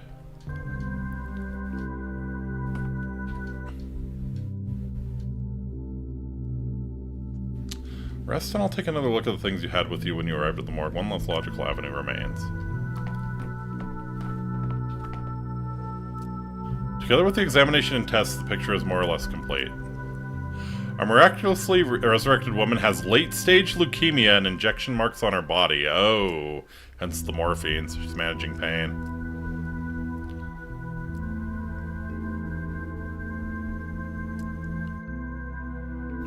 Paired rings, suicide attempt? Nah. Weakened system couldn't handle a heavy dose of morphine overdose, addicted from palliative treatment for the pain. Colleagues thought she was beyond saving. Apparent death, reaction to experimental drug. Lab got scared, didn't sort it out. That doesn't make sense. Yeah, morphine overdose seems to make sense. Seraphim awaits, and our subject needs rest. Time to come up with a diagnosis, even if it's preliminary.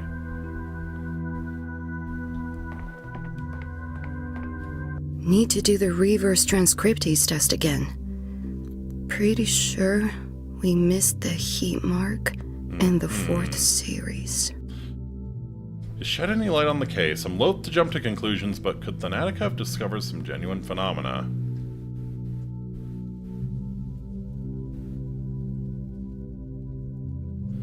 She was in a Our subject is not a phenomenon, just a morphine addict, and morphine addicts are common in morgues.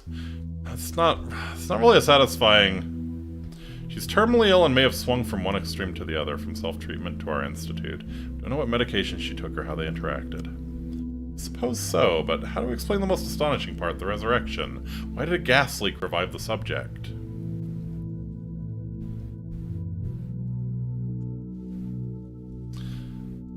Oh yeah, the bruised injection site, adrenaline. Yeah, that makes sense. Someone tried to restart her heart with a too small dose. The gas leaked and the body released the adrenaline it was missing. Yeah, maybe. You think it was a mistake?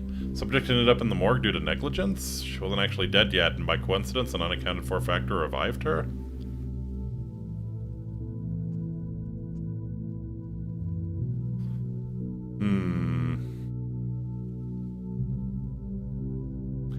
Yeah, it's that disappointment I hear. It's unjustified. Adrenaline as an emergency tool is promising from a scientific point of view.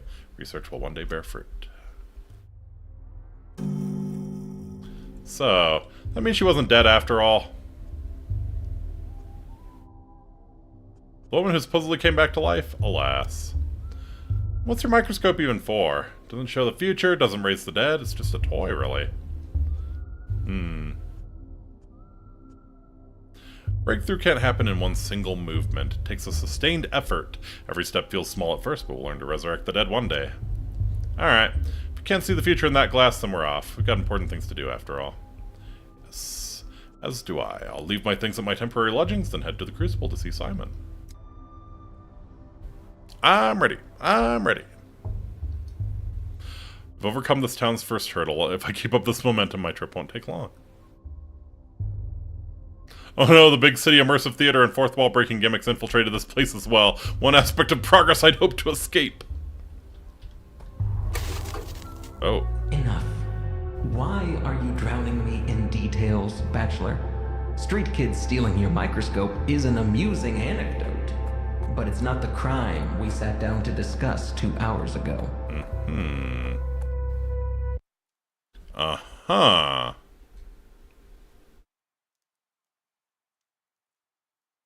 The crime.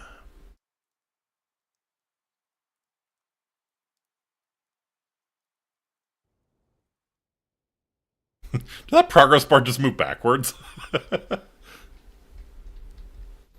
Huh. Oh. Oh, this is after the fact, isn't it? Inspector of the Special Committee. He was sent to investigate the case of my criminal negligence. Supposedly I didn't save a town in the east of our country when a plague broke out. I didn't even try, apparently. He's luring me into a trap. His folder is full of intentionally false data. He's not interested in the truth, but rather in the downfall of Bachelor Dankovsky. He is my enemy. Where do you think we are right now? Why are you drowning me in details, Bachelor? Street kids stealing your microscope is an amusing anecdote, but it's not the crime we sat down to discuss 2 hours ago. 2 hours and 15 minutes ago, to be exact. Focus. I'm only interested in what's important.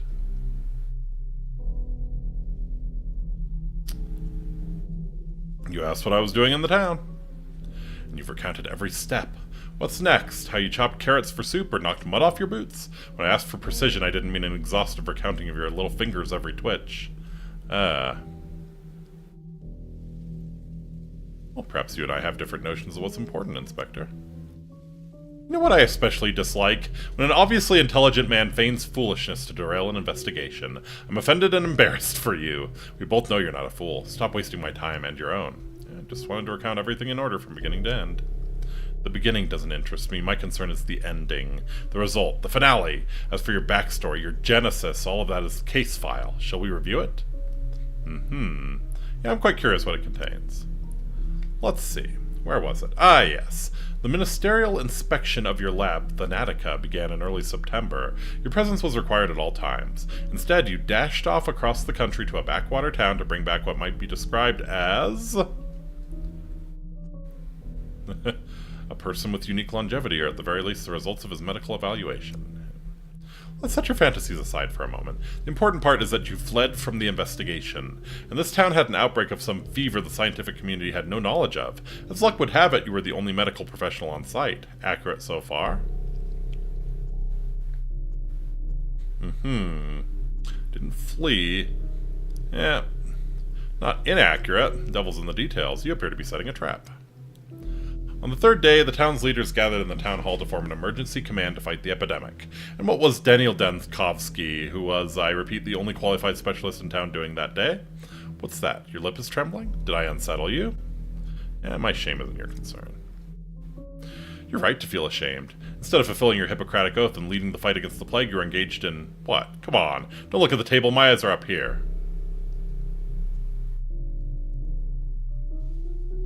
Not looking down out of shame, I'm simply amazed at your informant's sloppy work. On the fourth day, the town lost its water supply. They required a hospital, but the one person who could set it up, what was he doing? Tell me, Dankovsky, where did you spend the fourth and fifth days? In a jail cell. That's what your papers say, right? Come the evening of the fourth day, the doctor from the capital attempted to flee the dying town on a cargo train like a rat. He was caught and jailed, and there he remained as the plague ravaged the town. I admit, I find even the act of reading about it repugnant. I won't lie, I considered escape. Escape, not flight. Then Attica was in the process of being destroyed back in the capital. Considered escape to avoid facing a painful truth. When I came to town, I found that Simon Kane, the immortal man on whom I pinned all my hopes, was dead. I came to town, I found that Simon Kane, is dead. He died under mysterious circumstances a few hours before my arrival.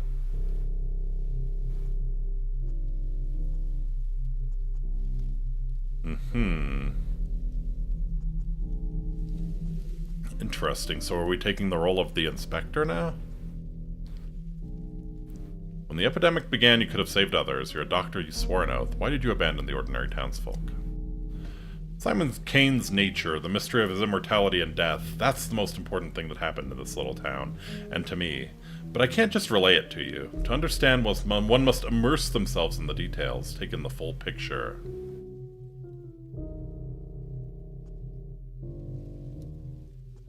Simon Kane's death is the primary concern, not the deaths of tens of thousands, but one fantastical old man. Oh my, Bachelor, oh my. No, you're twisting it. You're rewriting the past. Where did I lie exactly? Point it out.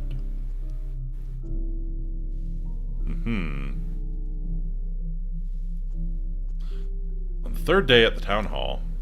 No, I know your plan. Once again, you will drown me in unnecessary details. Leave aside your stories of children and microscopes. I told you I'm interested in the ending, not the beginning.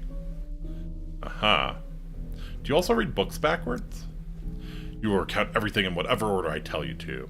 On the sixth day, the plague destroyed the town, so if you'd be so kind, explain to me, what were you doing on the fifth day? Were you really so indifferent to the plights of the people around you?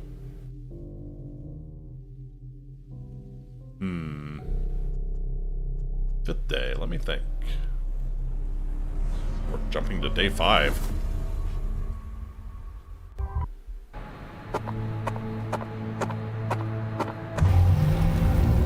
Ooh, boy. Wow, we went to shit in 5 days. It's amazing.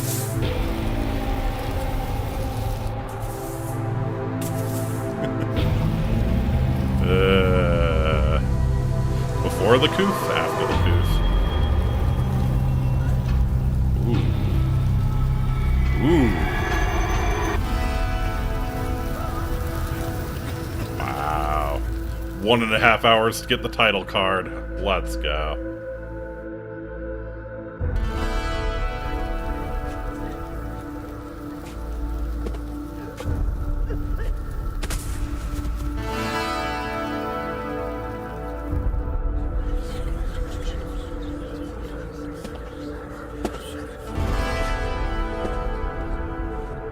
Mouse traps everywhere, makes sense. Yeah, it's like the start of Dark Souls. Gonna drop a corpse in there with me?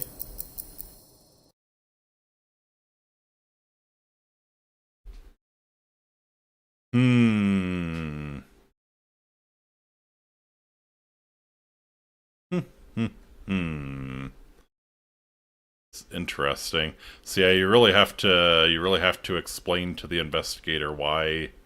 You have to justify why you should be able to play that day, I guess.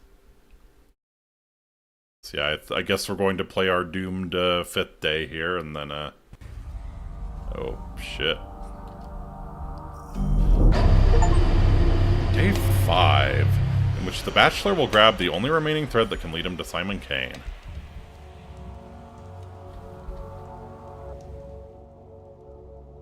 I'm never leaving this place. They trapped me in this bloody town. Now I'm trapped in a jail cell. Uh-huh.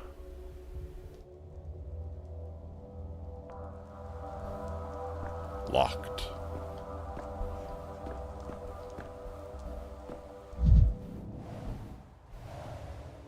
This is the second time I've ruminated on how humiliating it is. The second time I've slept in a jail cell. Prisons are bare and filthy because of poverty, not cruelty. That's what I told myself the first time around. Yeah.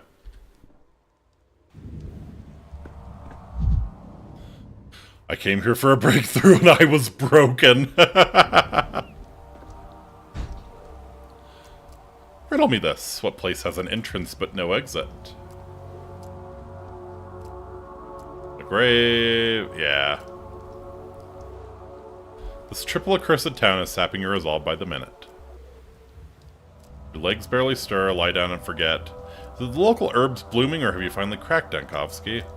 To sleep, maybe to dream. Report me and my Causerite to the unsatisfied. Lie down and forget. Will it be like this always? Strength always dwindles. Despair. No, must combat myself. Stimulants, coffee, tobacco, splash your face with cold water, kick a trash can if it helps. In mania, you're sharp and fierce.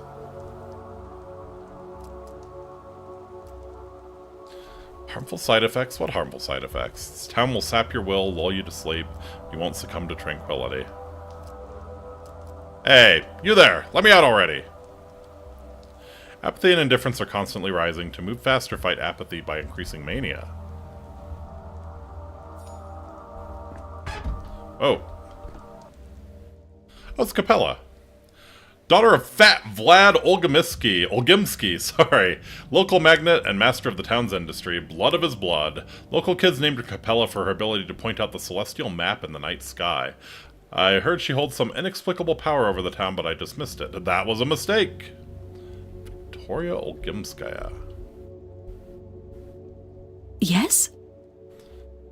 Out, living soul. Oh god. Is she like actually... Guess that explains why we can't harm any of the kids in the town, because she's like actually running things, isn't she?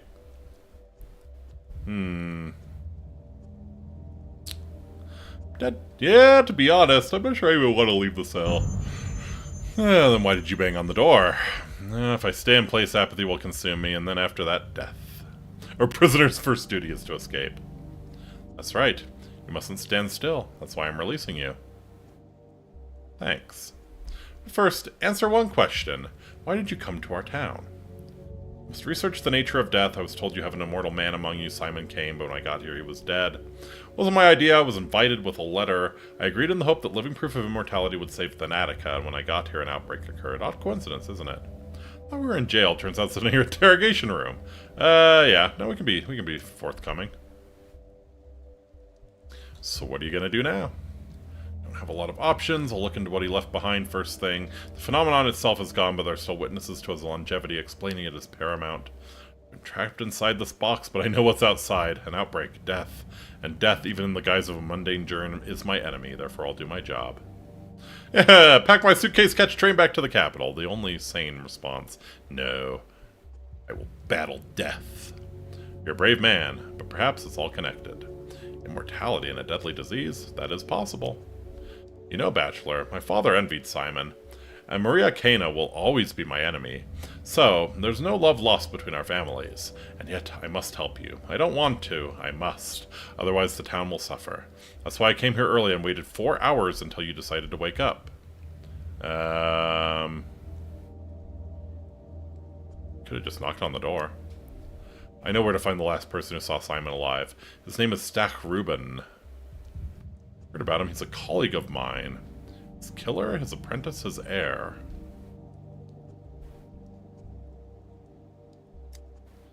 You haven't just heard about him, you've worked with him. Or you will. I'm not quite sure.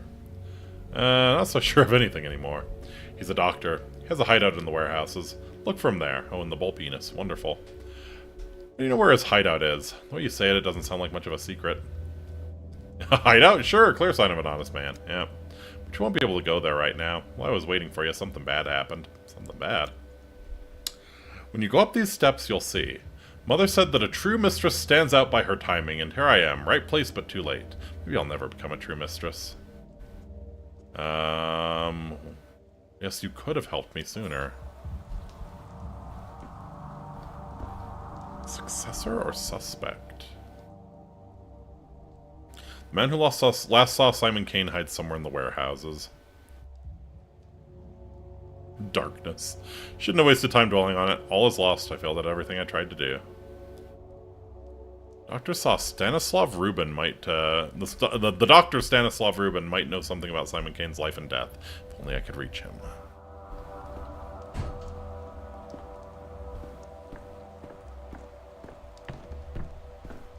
Oh boy. Alexander Saburov, governor of the town. The Saburovs are the load-bearing bones of this town, hard, dry, and colorless compared to the other two ruling families. Order rested upon them. When I arrived, Governor Saburov pinned all his hopes on me and hated me for it. He thought the star from the capital would show the Kanes and the Olgimskis how dangerous overreaching ambitions could be, lest that star proved to be another dreamer. No promises about taste, but it'll certainly be hot. Dankovsky, before you ask, I allowed the girl in. She is Olgimski's daughter, and she interceded on your behalf. Even if she hadn't, I wouldn't have kept you here. Aha. Thanks. What were you detained for? I tried to leave town, but your trap worked just in time, and I wasn't let go. No. Kind of sounds like we weren't actually going for that. Lapses in memory? Let me see your pupils. Don't worry, I'm a doctor. You committed the most heinous crime a doctor can commit. You tried to abandon your patients, to flee the town and save your sorry hide. As we speak, my real patient, Thanatica, is being murdered in the capital. My life's worth is being destroyed. It was a despicable act. If I could turn back time, I wouldn't do it again. Again, I'm being accused of who knows what, without evidence. Figured it all out. Where'd you claim you went to the railway station to watch the birds? And what if I did? Whatever happened yesterday is beyond reach. Today, the plague has reached the backbone. Behind the thin walls of this building, death rages. We've boarded up doors and windows, but the plague fumes are seeping in. You and I, we have mere hours left. And now we are both trapped. Is it not ironic? He who digs holes is liable to fall into them, is all I'll say. Yeah. There have been cases of criminals surviving the sacking of a besieged city and prisons. Prison is also a fortress, but our fortress lacks food and water. Outside, we are presumed dead. Know this, Dankovsky. I wanted to punish your cowardice. That much is true, but I did not want you dead. I am sorry. What do you mean presumed dead? 2 days ago, a decree was issued declaring all people in infected districts to be presumed dead. That bad, huh? Not to be rescued unless they call for help with signal bonfires. A folly. Without a protective suit, you can't venture into the miasma, let alone light the fires. So officially, you and I are dead. To get help, we need to light the bonfires. We should organize a sortie. What kind of insane, cruel decree is that? Probably one of my own. A decree was issued, you say? By whoever wields that power, right? Tell it to me straight. You issued an inhumane rule, never expecting to be its victim. I did not issue that decree. Nor did you, though everyone pinned their hopes on you at first. You have no moral right to condemn the decisions of those who at least tried to act. Well, fine, I'll deal with this later. But for us to be let out, someone has to venture outside, right? I'm ready to volunteer. The miasma already seeps into the rooms of the town hall. You want me to open the front door? No. Our only chance is to barricade ourselves in and pray for a miracle. I have a device, a prototype. It disperses miasma. With it, I can go through the infected district. A device. Yes, the one you confiscated along with all my belongings, including medicine, by the way. No. Your gadgets from the capital are just as unreliable as you. I won't unlock the main entrance, risking contamination of the town hall, just because of your novelty lighter. Aha. And your alternative proposal is? We bide our time, hope for the best. Katerina wouldn't be scared. Yeah, brilliant plan, thanks but no thanks, I'd rather do something. You said the plague is already in the town hall? Where? The far room. We've locked it already. Give me the prototype back, I'll clear the contamination in the far room and prove to you that the device works. Fine. Your device should be in the main hall. Confiscated items are also there on the counter. No one has disturbed them. Take them. After that, they'll unlock the far room for you. But if you fail to clear the miasma there, you won't be let out. Aha. Just hope your goons didn't break anything of mine. Damn gooners. My decision echoes in the future.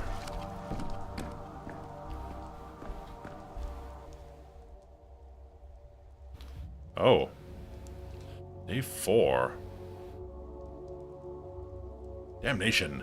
Car is filled with plague corpses. It's a trap. Out, out. Aha. I can already see the train on the tracks all ready to depart. Bad grief didn't cheat me. Final preparations for the escape are complete. This town is a trap. I feel sorry for this town, but it's doomed. My life's work is more important than me, and more important than a tiny step settlement.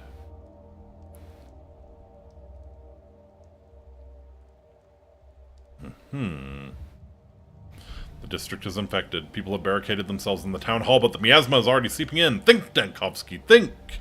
There are many things in this world that you can't think your way out of. I feel like a lot of intellectuals fall into that trap. I'm begging you. Tell them to open the doors. Everything's locked. We're trapped in here.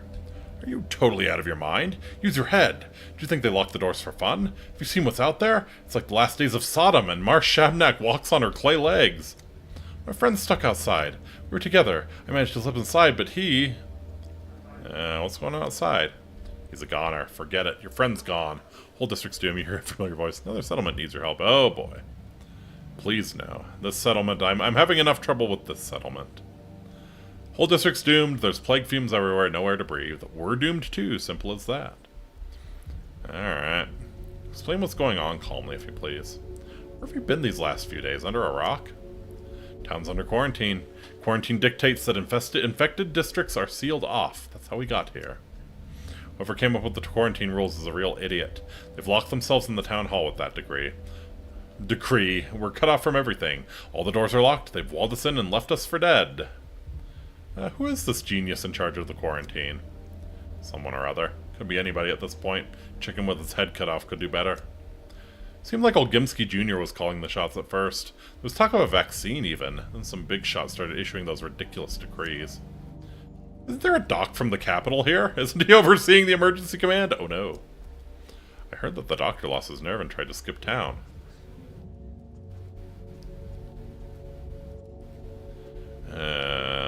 So there was a vaccine? It doesn't look like it.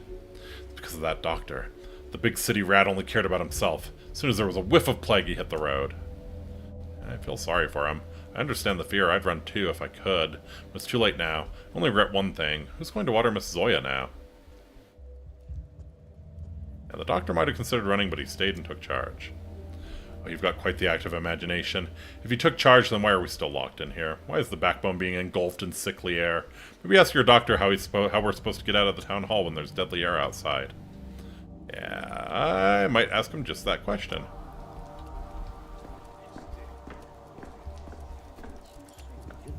Okay, there's my shit. 20. Cool. Got a refill.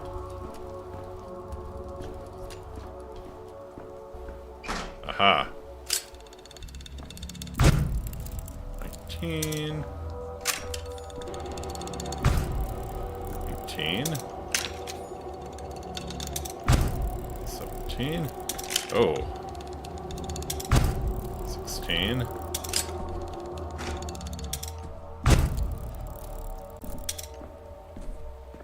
Got him. Shut them up. Toughen up. What's that smell? Leave hesitation behind. The smell of science. It's our family's time. Your contraption works. Let's assume as much. Is it enough to traverse the infected district? I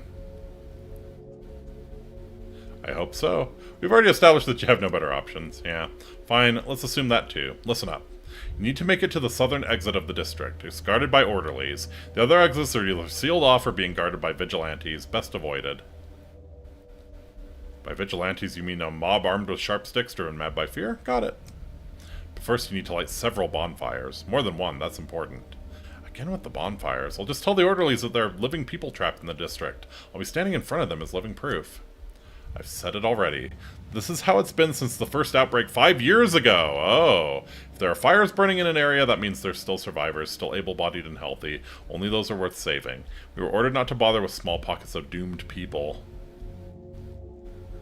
Suggesting I light all these bonfires by myself to deceive your own system? It's not my system. We issued the decree in haste and panic. If I survive, I will overturn it. Uh-huh. In other words, you thought you were always going to be on the other side of your cruel decree. Man, I'm getting really far into apathy here.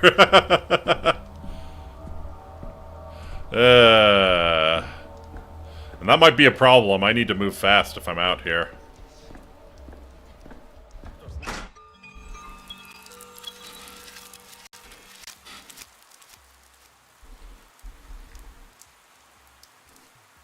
Okay, so light the bonfires.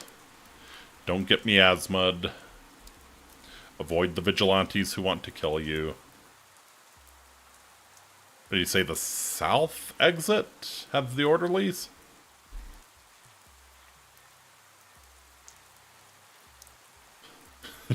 Sure hope I'm right on that one.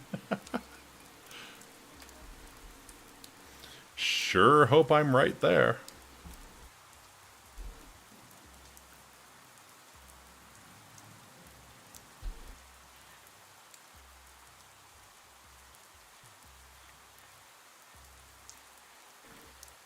You can do it, game. You can do it.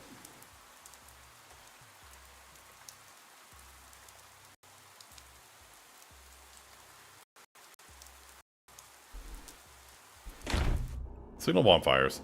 He was indeed not right on that one. Yep. Districts infected and sealed off. I can leave if I light several bonfires. Chicanery! What chicanery is this? 5 bonfires are what's needed to convince the orderlies to uncork the district. Not 3, not 4. 5. What chicanery is this?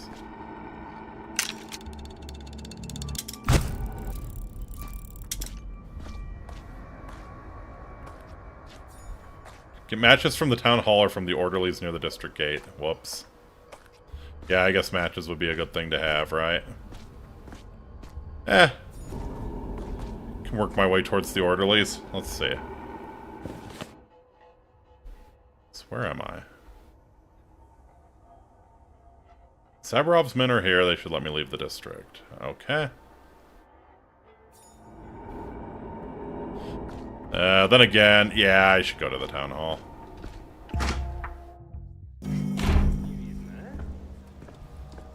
Alright, matches. Matches.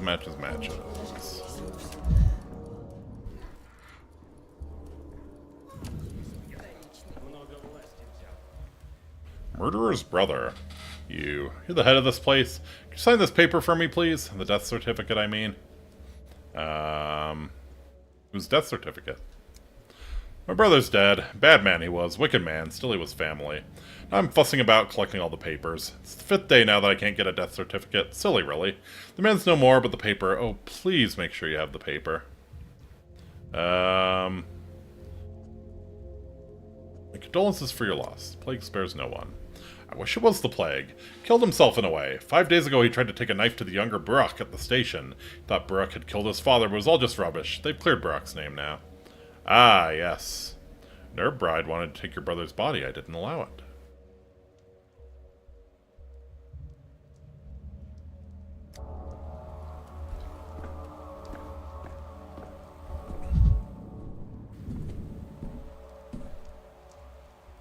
Ha. Some calomel. Oh, we got some matches. Cool. Exactly 5 matches. Actually, where's all the rest of my drugs? That would probably be a good thing to have. Uh-oh.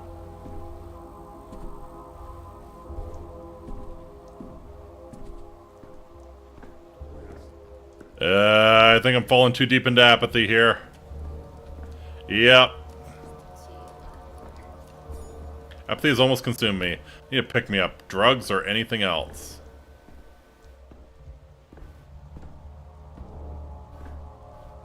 Locked. Do I have any drugs? I don't. Debutante. 2-shot pistol designed by Jacques Debut. Tiny and non-threatening. I'm saving this last bullet for one particular purpose. Haha.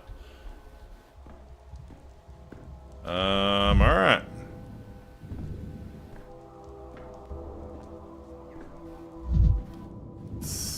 Let's see.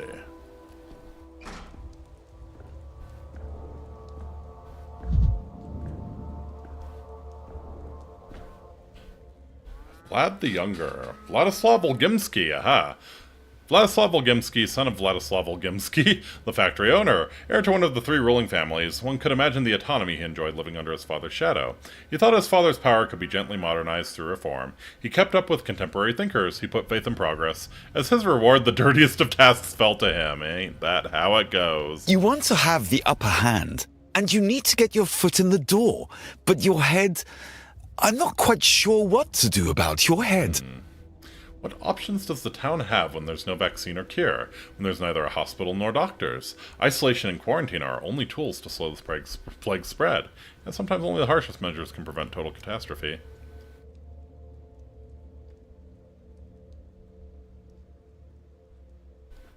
Everyone is saying I acted as Isidore Burak did 5 years ago. They can think what they want, but they're remembering it wrong. My measures were not so harsh. Isidore Burak sealed off the plague districts with no chance of escape. I at least told the orderlies to keep an eye out for bonfires, to give those trapped behind the cordons a chance. Yeah, applaud your humanity. Perhaps I have. Not for the wisdom of my degrees, but for my courage to sign them when others found the pen too heavy. Yeah. Why you? You're just the son of the factory owner. The Menku, that's what our local healers are called, have their own ways to treat disease. As I had access to this knowledge, I took it upon myself to adapt. We had no other options. And what does that have to do with bonfires? Why did you tell the orderlies to look for them? It's a primeval belief, one might say. She can't tolerate fire. She's either afraid of it or, in contrast, drawn to it like a moth. I found this symbolic. Please keep in mind our orderlies are simple folk. They'll need a convincing omen to compel them into the plague fumes. Convincing to them, not you or I. Fire is clearly visible through the miasma. From that perspective, it's a practical choice. You're wiser than I am. It wouldn't have occurred to me to account for the common folk's ignorance. Yeah, that's true. Be that as it may, by the 3rd day we realized the scale of the catastrophe. The town needed saving, and I was ready to propose concrete measures, and here we are. I will soon pay with my life for my actions. Then pay with your blood! We got out of here, all of us, and I already know how. I'm not a proud man, Dunkovsky. 2 days ago I waited for you at the Emergency Epidemic Committee meeting. If you wish to take matters into your own hands, I would not have stood in your way. You just simply didn't show up.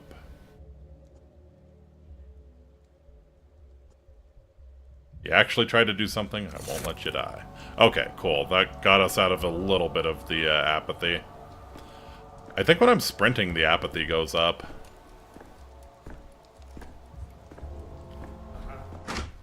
Alright. Let's light some bonfires.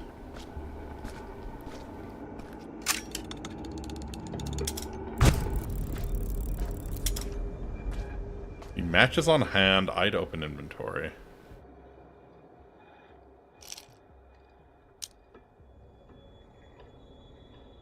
Add to quick slot, maybe?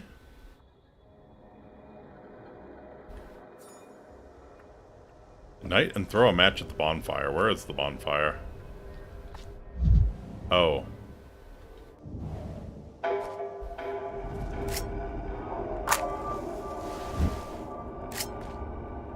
$13.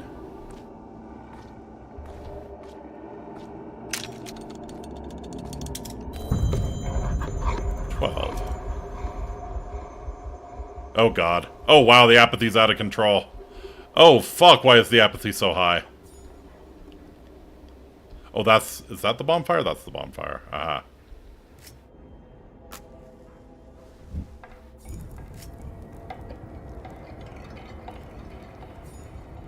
He was indeed. Oh god, why is the apathy so high?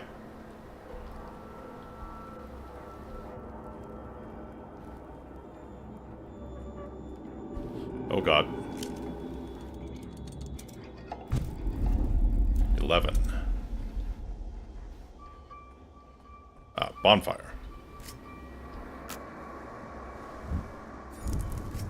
Three bonfires left.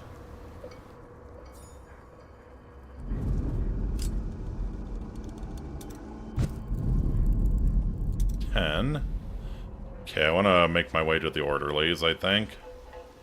Oh, I would be able to see so much more without this shitty filter. Why did the apathy skyrocket, man? Right, yeah, I'm getting real close to the orderlies. Uh-oh.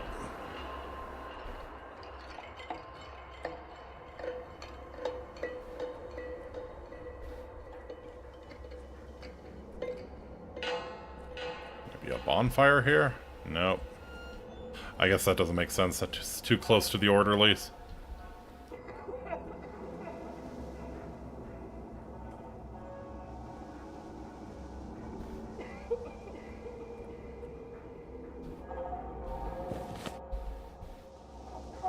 It should be like right here.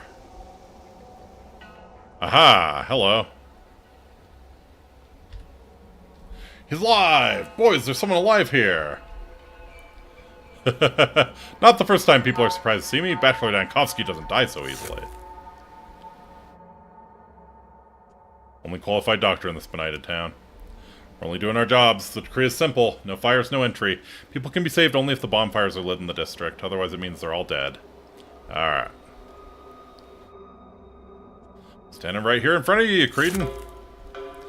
Who can say if it's really you standing there? Fuck you. Maybe a Shabnak learned to wear a man's skin. Maybe she stuffed you with hay. It sure is afraid of fire. So if the bonfires are burning, there's no Shabnak and you can go in. Without the fire, I can't really be sure if you're alive or dead in there. Can I have some matches? Even death won't make you quit smoking. I'll use them to make little houses for the gerbos. There you go.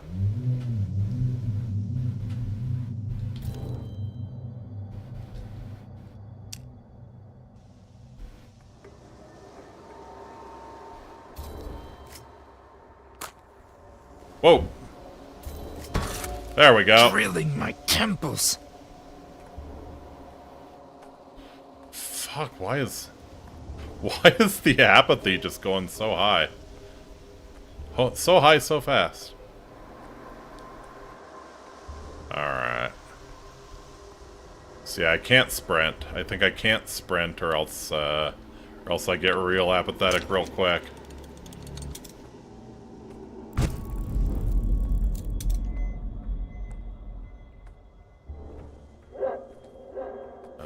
Fuck me, man.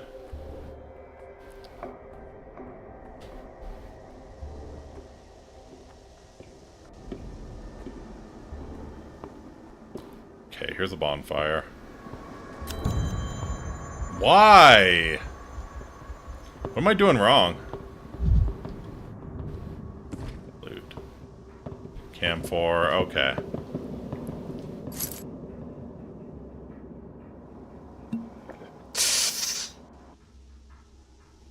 Oh, that did nothing.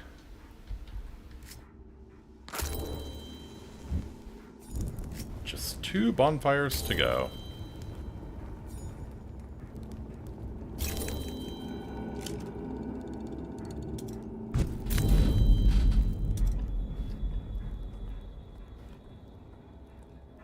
Oh boy.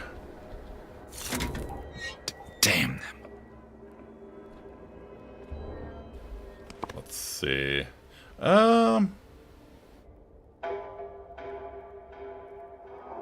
Do we maybe have... it would be nice if the, okay, so yeah, that probably takes us towards the vigilantes. Be nice if the bonfires were marked, but I don't think the game wants to... Don't think the game wants to handhold you that hard. Oh, fuck me.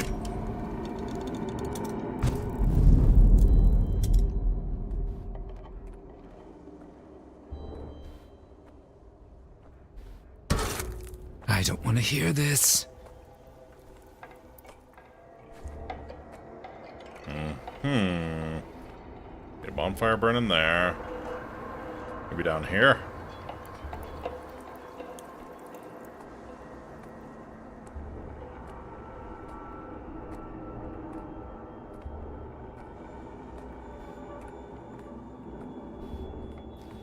Nope. Seems like all the bonfires so far have been on the streets, so maybe I don't necessarily need to be checking. Ah, okay.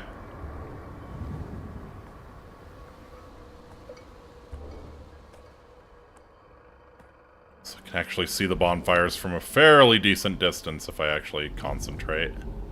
Oh.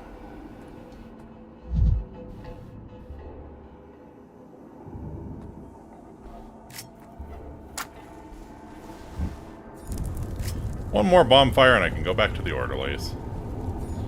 Oh, man. Only have 6 more shots of the prototype left. Be quiet, you lot. Let's see, let's see.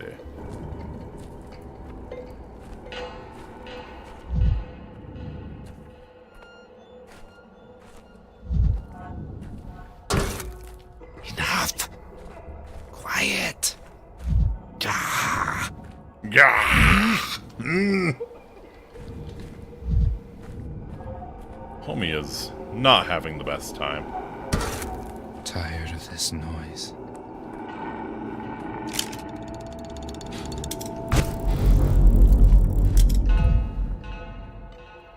Let's see, there's the last one. Cool.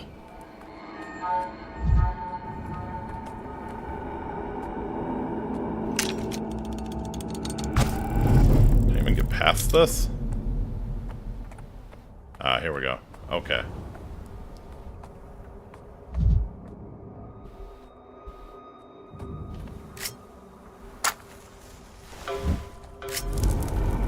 Now they must let me out of this district. They must. They simply must. Oops.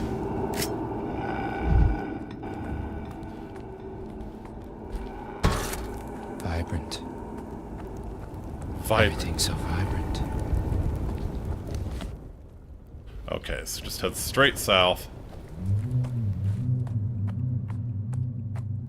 That better not be a Shabnak.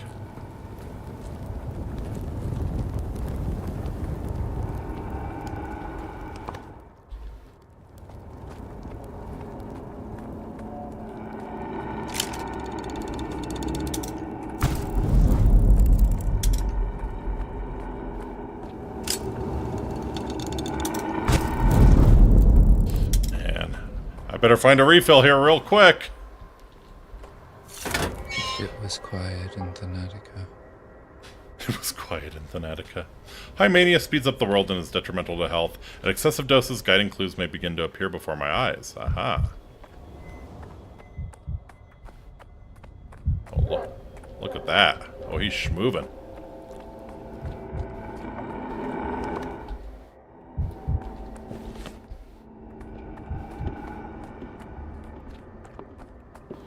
Alright, dickweeds. You're gonna stand there being shot by my arrival? Look behind me, the fires are lit. Wait, really? Let me count them again. 1 fire, 2 fire, 3 fire, 5! Yeah, the one you were missing was 4, but that's okay, you did pretty good. Boys, there's survivors in the backbone. Well then, clear the exit to the district. Escort the people from fire to fire. Do not deviate from the route. Finally. All those trapped in the town hall held on. So much time wasted running between bonfires. Yeah. Hurry, and one more thing, at least wrap a rag around your face so you don't breathe in the miasma. Yeah, good advice. It's very terrifying to go in there, but it can't be helped. Orders are orders. And you, survivor, why are you still standing there? Get on out to the clean district since you managed to walk all the way here. I yearn to breathe clean air and not flinch at every shadow. Your orders are a dangerous folly. Light the fires and that's it. You didn't even test me for infection. I suppose we can deal with this later.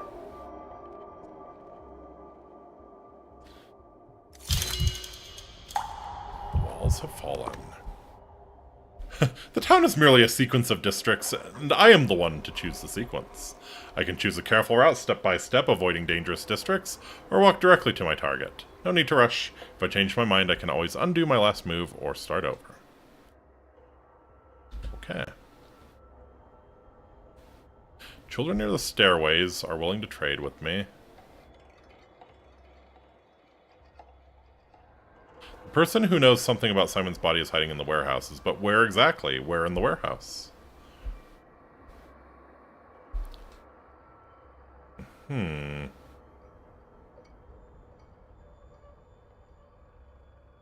see. Yeah, I might just walk there.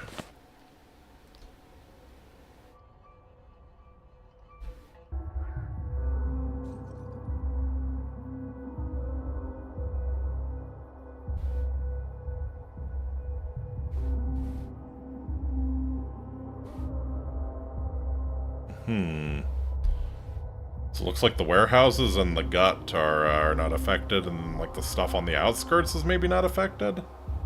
Hard to say.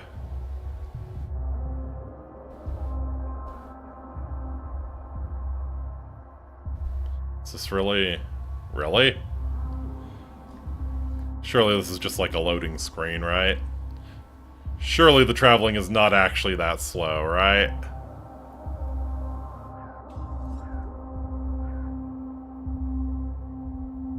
Yeah, okay. It's a loading screen, and that's the progress bar, which very nice game design. I like that. I like that.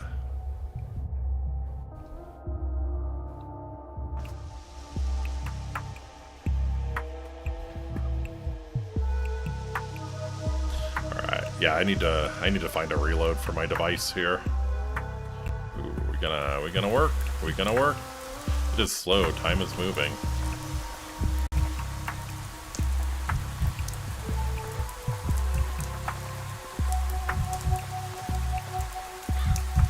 Wow. Wow. The gluteus maximus on that one. Holy shit. Do you happen to know if there will be a funeral? Shit, man. You could... We probably don't need more than one pallbearer with those legs you're working on, lady.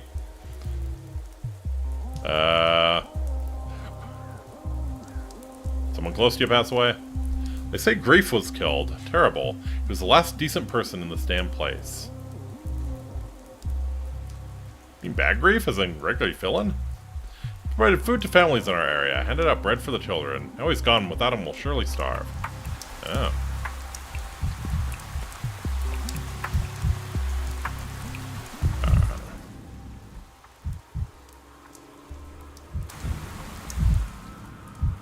The man who last saw Simon Kane hides somewhere in the warehouses. Alright. Yeah, I want to trade with the kids. See if I can maybe get a... What do you want? What's the word in town? I'm living under a rock. No one's saying anything. Everyone hides in corners like mice. Why aren't you hiding? You're walking around. I went to the pub. Used to be great there. Generous. Stomatin was a decent guy. Would pour on credit. Now he's dead and the place is shut down. You mean the pub is closed?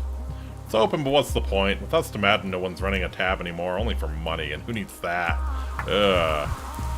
I want to drink if I'm not also racking up life-ruining debt. Like, what even is the point? What even is the point?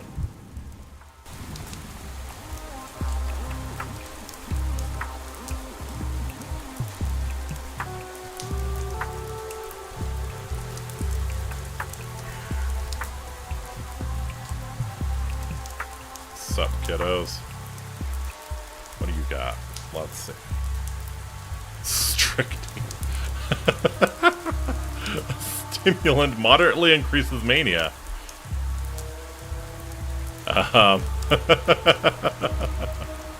Really? Yeah? This is like a really fucking deadly poison.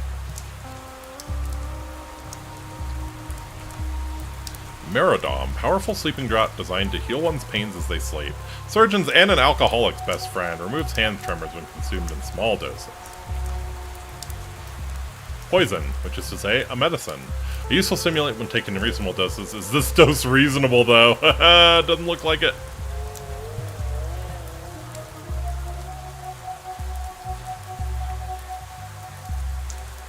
Colored glass shards.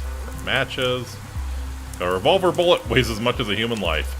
I don't need these for my pocket debutante pistol. I always keep one last bullet in the chamber. Huh.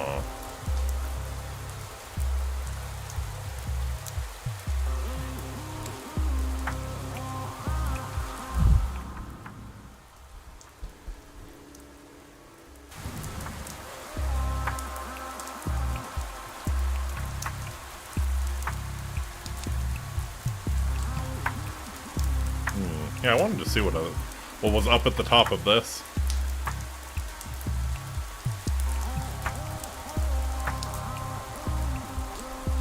Nothing. Good place to jump, though. We'll keep it in mind.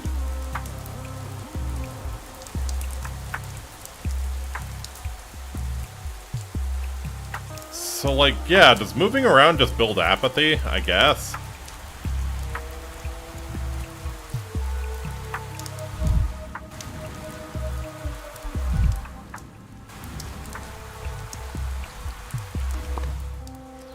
I guess we can check out the warehouse district and or check out the gut and then move to the warehouse district.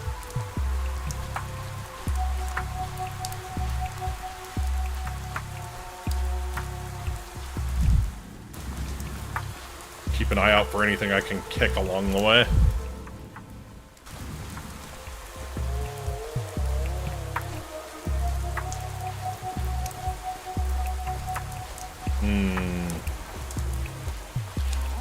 Wonder where those herb brides fucked off to.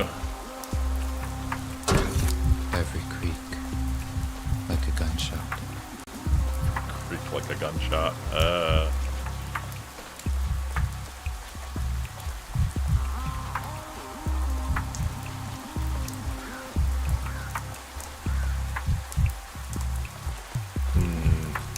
It might be better to fast travel if we're gonna lose mania doing this.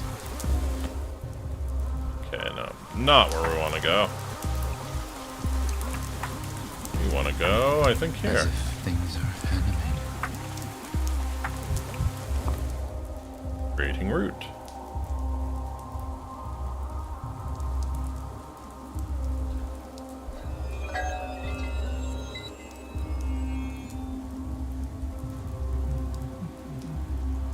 So yeah, the dot moves to the other dot, and I think that functions as the loading bar. Very, very creative, very creative. I'll give you that one. So what the hell is that?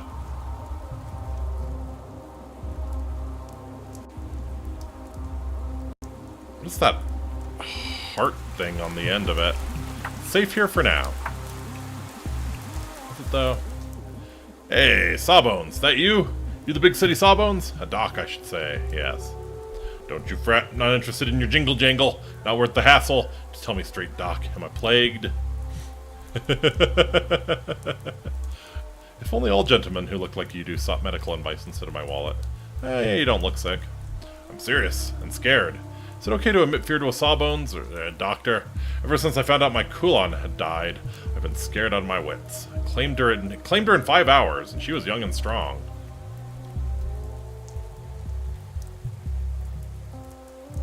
Talk about your wife or your daughter? How could I marry her when she's of the kin, or was anyway? She left them, but was torn between the town and the steppe. Thought maybe if I quarreled with her on purpose, she'd return to her kind, wouldn't suffer her fate no more. Too late for that now. My condolences. Poor thing, such a shame.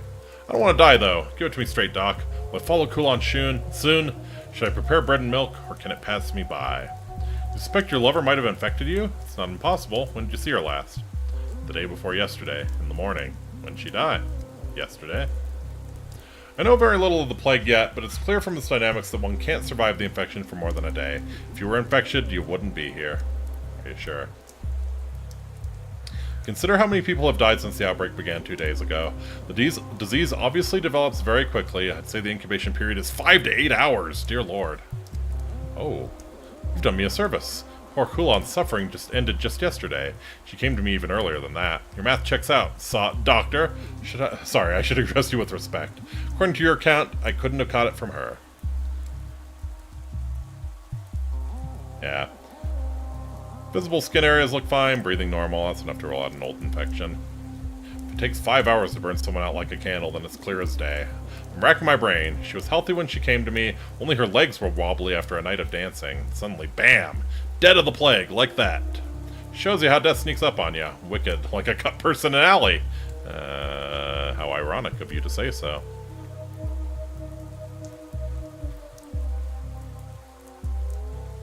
This plague is one of the most virulent diseases known to science, if we can say it's known. Such loud words of yours. They ring here in this backwater. It's like an alarm bell or artillery.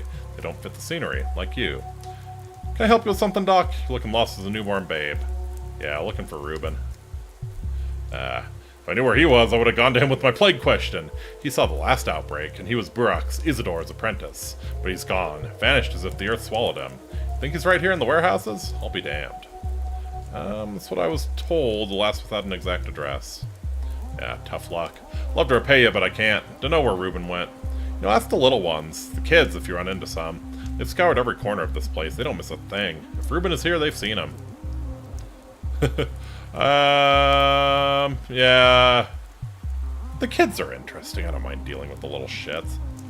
Thank you. Take care of yourself. You dodge infection once, next time maybe you won't be so lucky. Oh, yeah, I'm getting too manic here.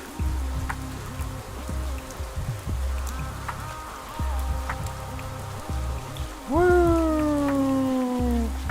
He do be zooming. He do be zooming. Secret sign. Why is this here? Superstition?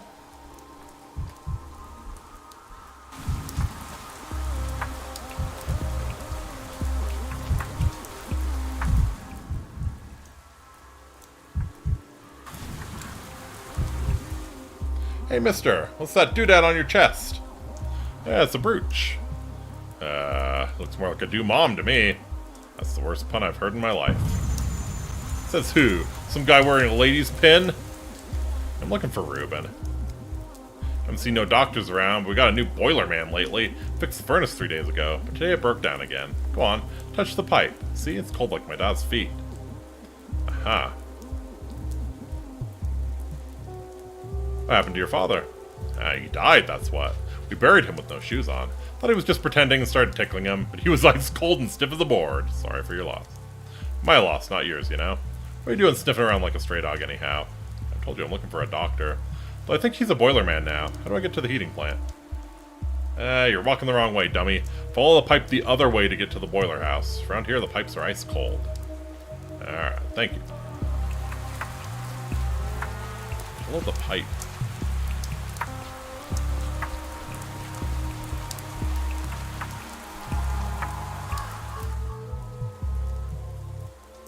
Halt! Who goes there? Turn your head up and look at us. What's the password?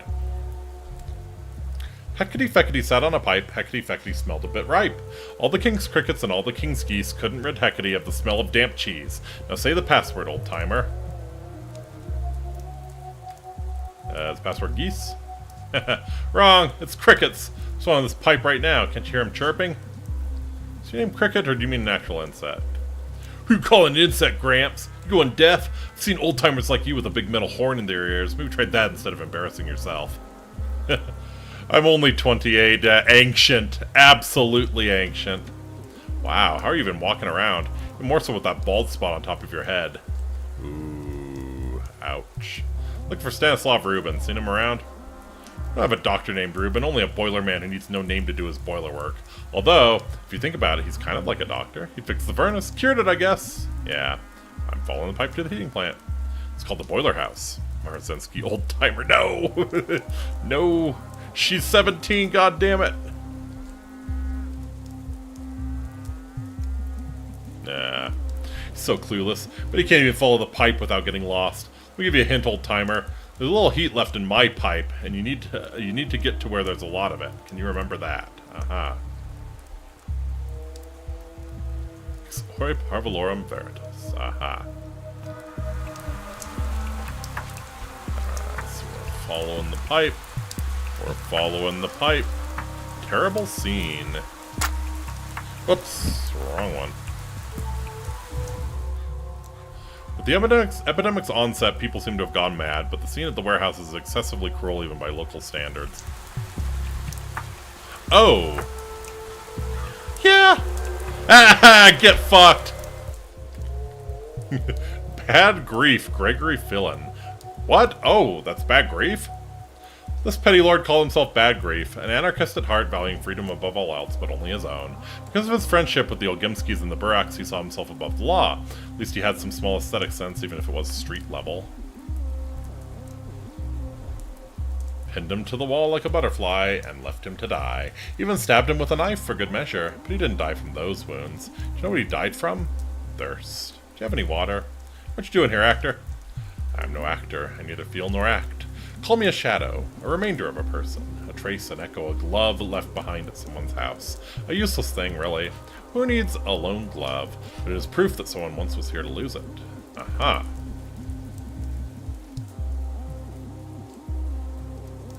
So I'm hallucinating. That's to be expected. Don't disappoint me, Bachelor. Madness would be too easy an explanation, wouldn't you say? Why not, for a change, assume you really are speaking to a shadow, to a remnant of the dead? Aha. On the other hand, this town's full of... Yeah, sure, let's run with it. Why not? Why not? You're a scientist, a researcher of death. So gaze into the face of a dead man. Perhaps then you'll understand why only a mask remains. Like a death mask, yeah. Can't say I've heard about theatrical death masks from even the most exalted subjects of Thanatica. Am I the only one who can see you? No. 2 others watch and 1 presents. Know this. If one like me is here, then the person you sought is no longer. Today, they are already dead.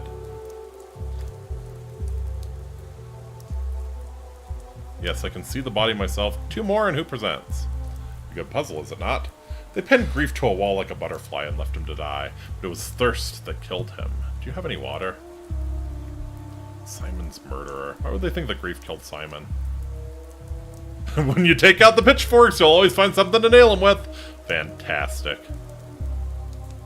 Grief saw the faces of his killers. Did he recognize them? You're asking that as a detective? I'm afraid it's not that kind of a story. Grief was killed by a mob, not a person with a name. He often thought about death, imagining what his last words would be. And when death finally came, do you know what he said? What? He didn't say something cool. Ow. He said ow. That was all he could come up with as he bled out, pinned to a wall by a pitchfork. How's that for last words? Well, I had a patient drop his quill, lean to grab it, cough, and die. His last words, blast it. Another said, I wish I had champagne, turned to the wall, and was gone. He said ow, and thought to himself, what a disgrace. That's life for you. You muse on death, prepare for it, and when the time comes...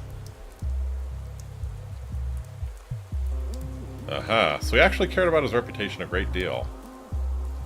I can spread rumors about his incredible wit at death's door myself, but to do that I need to know when he died. Good question. Precisely formulated. Look around, maybe something will give you a clue. I'll give it a try. Alas, poor Grief, I knew him well. A smuggler, not a murderer. I knew him not that well, actually. He did deserve this. Deathly reek, smothered by the train car, piles of infected body, or rotting hope.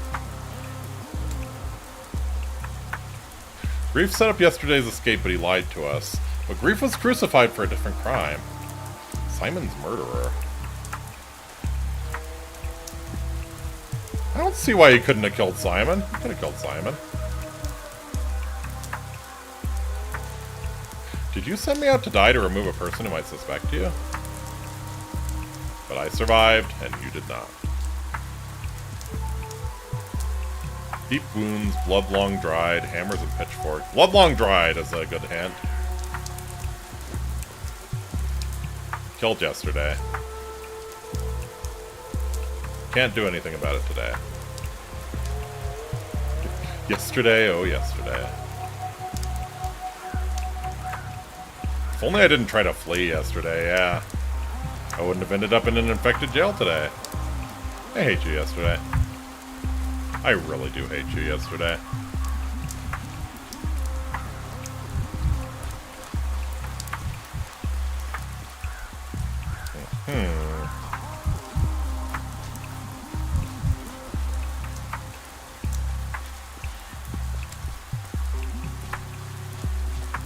Man, I'm running low on health. Yeah, I might actually do the camphor. Or calomel.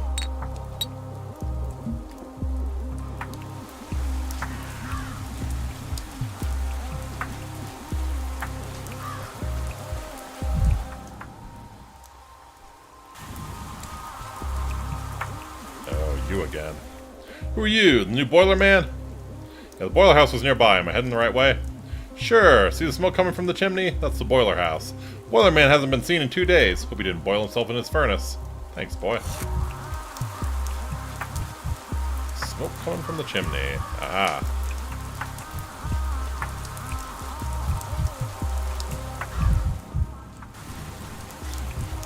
There's something about those clothes. Children have taken over the town, sneaking around. This is where they nest.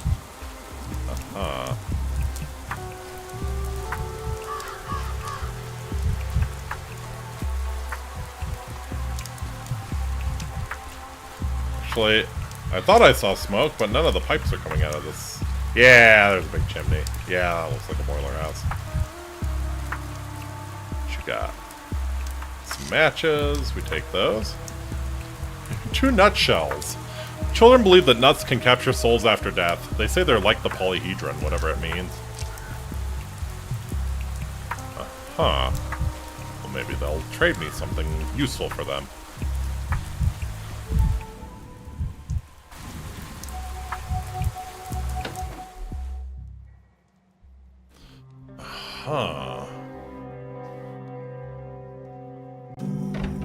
Ah, shit, he's dead.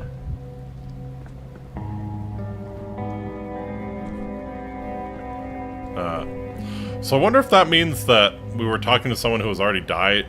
It was probably... I bet this guy we were talking to was Simon Kane, right? He was probably dead when we got there. So yeah, like the first shadow guy we were talking to was Simon Kane's shadow, wasn't he? Reuben. Pathologist, one of the few doctors in this town. Straightforward and decisive man. He did something that provoked the anger of everyone, the Kanes and the kin, his friends and his enemies. One of those people who you know immediately upon meeting them that they won't die of old age.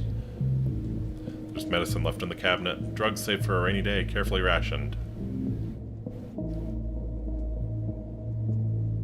And there you are again, Shadow. A bad sign. You're not superstitious, are you? A sign isn't bad. It only points to what it signifies. The one you came for is no more. Today, they are already dead. Kid said Reuben worked here as a stoker. How'd that happen? He needed a hideout. Grief, an old friend, suggested this place. In the end, he even enjoyed stoking the furnace. Physical work soothes, leaves no room for thought. Only soot clings so deeply. Reuben was scrubbing it off himself when they came for him. Who were they? He never saw their faces, but he knew what they wanted, his silence. Reuben came closest to understanding who Simon truly was. After all, he was the one who pronounced him dead. He was afraid that revelation would not be forgiven. What revelation? What had Reuben discovered? This is critical. Reuben witnessed a miracle, and he paid for it with his life. When did this happen? 3 days had passed since Simon's death. Reuben hid here in the boiler room, but they found him, silenced him.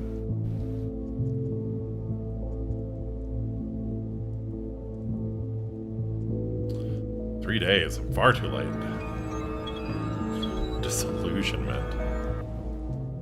Oh wow. Simon's trail has run cold. Perhaps his family knows something. Simon's closest friend and ally was the local healer Isidore Burak. Perhaps he knows something of his fate.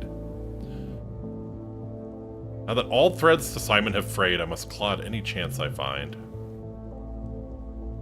I let power slip into the hands of those unfit to wield it. That's rich coming from a guy with a bowling ball face, right? There's slanderous rumors about grief, but could he be Simon's murderer? I must examine the body for clues.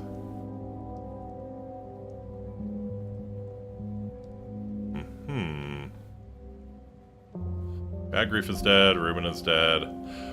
Vlad the Younger has taken charge of the fight against the epidemic. Gotcha. So these are things I can probably change. That will change a lot.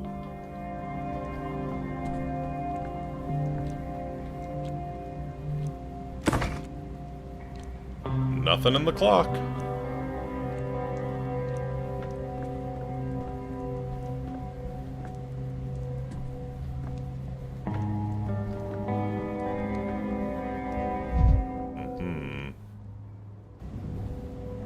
Aha. Ooh, he had a lot of good shit. Marbles, belladonna, water, a lot of nutshells, strychnine, and morphine. Okay, so he had the good shit. Abandoned alembic. Do the warehouse folks still have their own swill? Nice. Hope so. Yes, Reuben did have a theatrical streak, but he preferred eye-catching dusters to tight-fitting tights, and he would never hide a grudge behind a mask.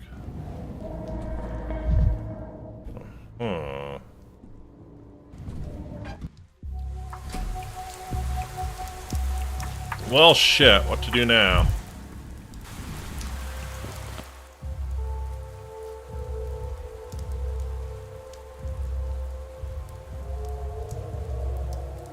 I guess, yeah, I could try to make it to the hindquarters. Look for Isidore Burak. Let's see, we can check on the canes.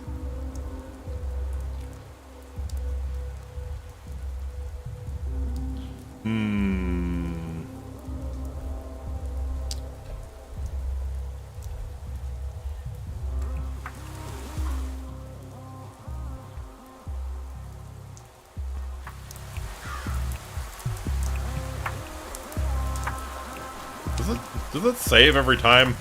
I think this might be a good place to leave off, actually. Yeah. I'm a little tired after doing stuff today, so...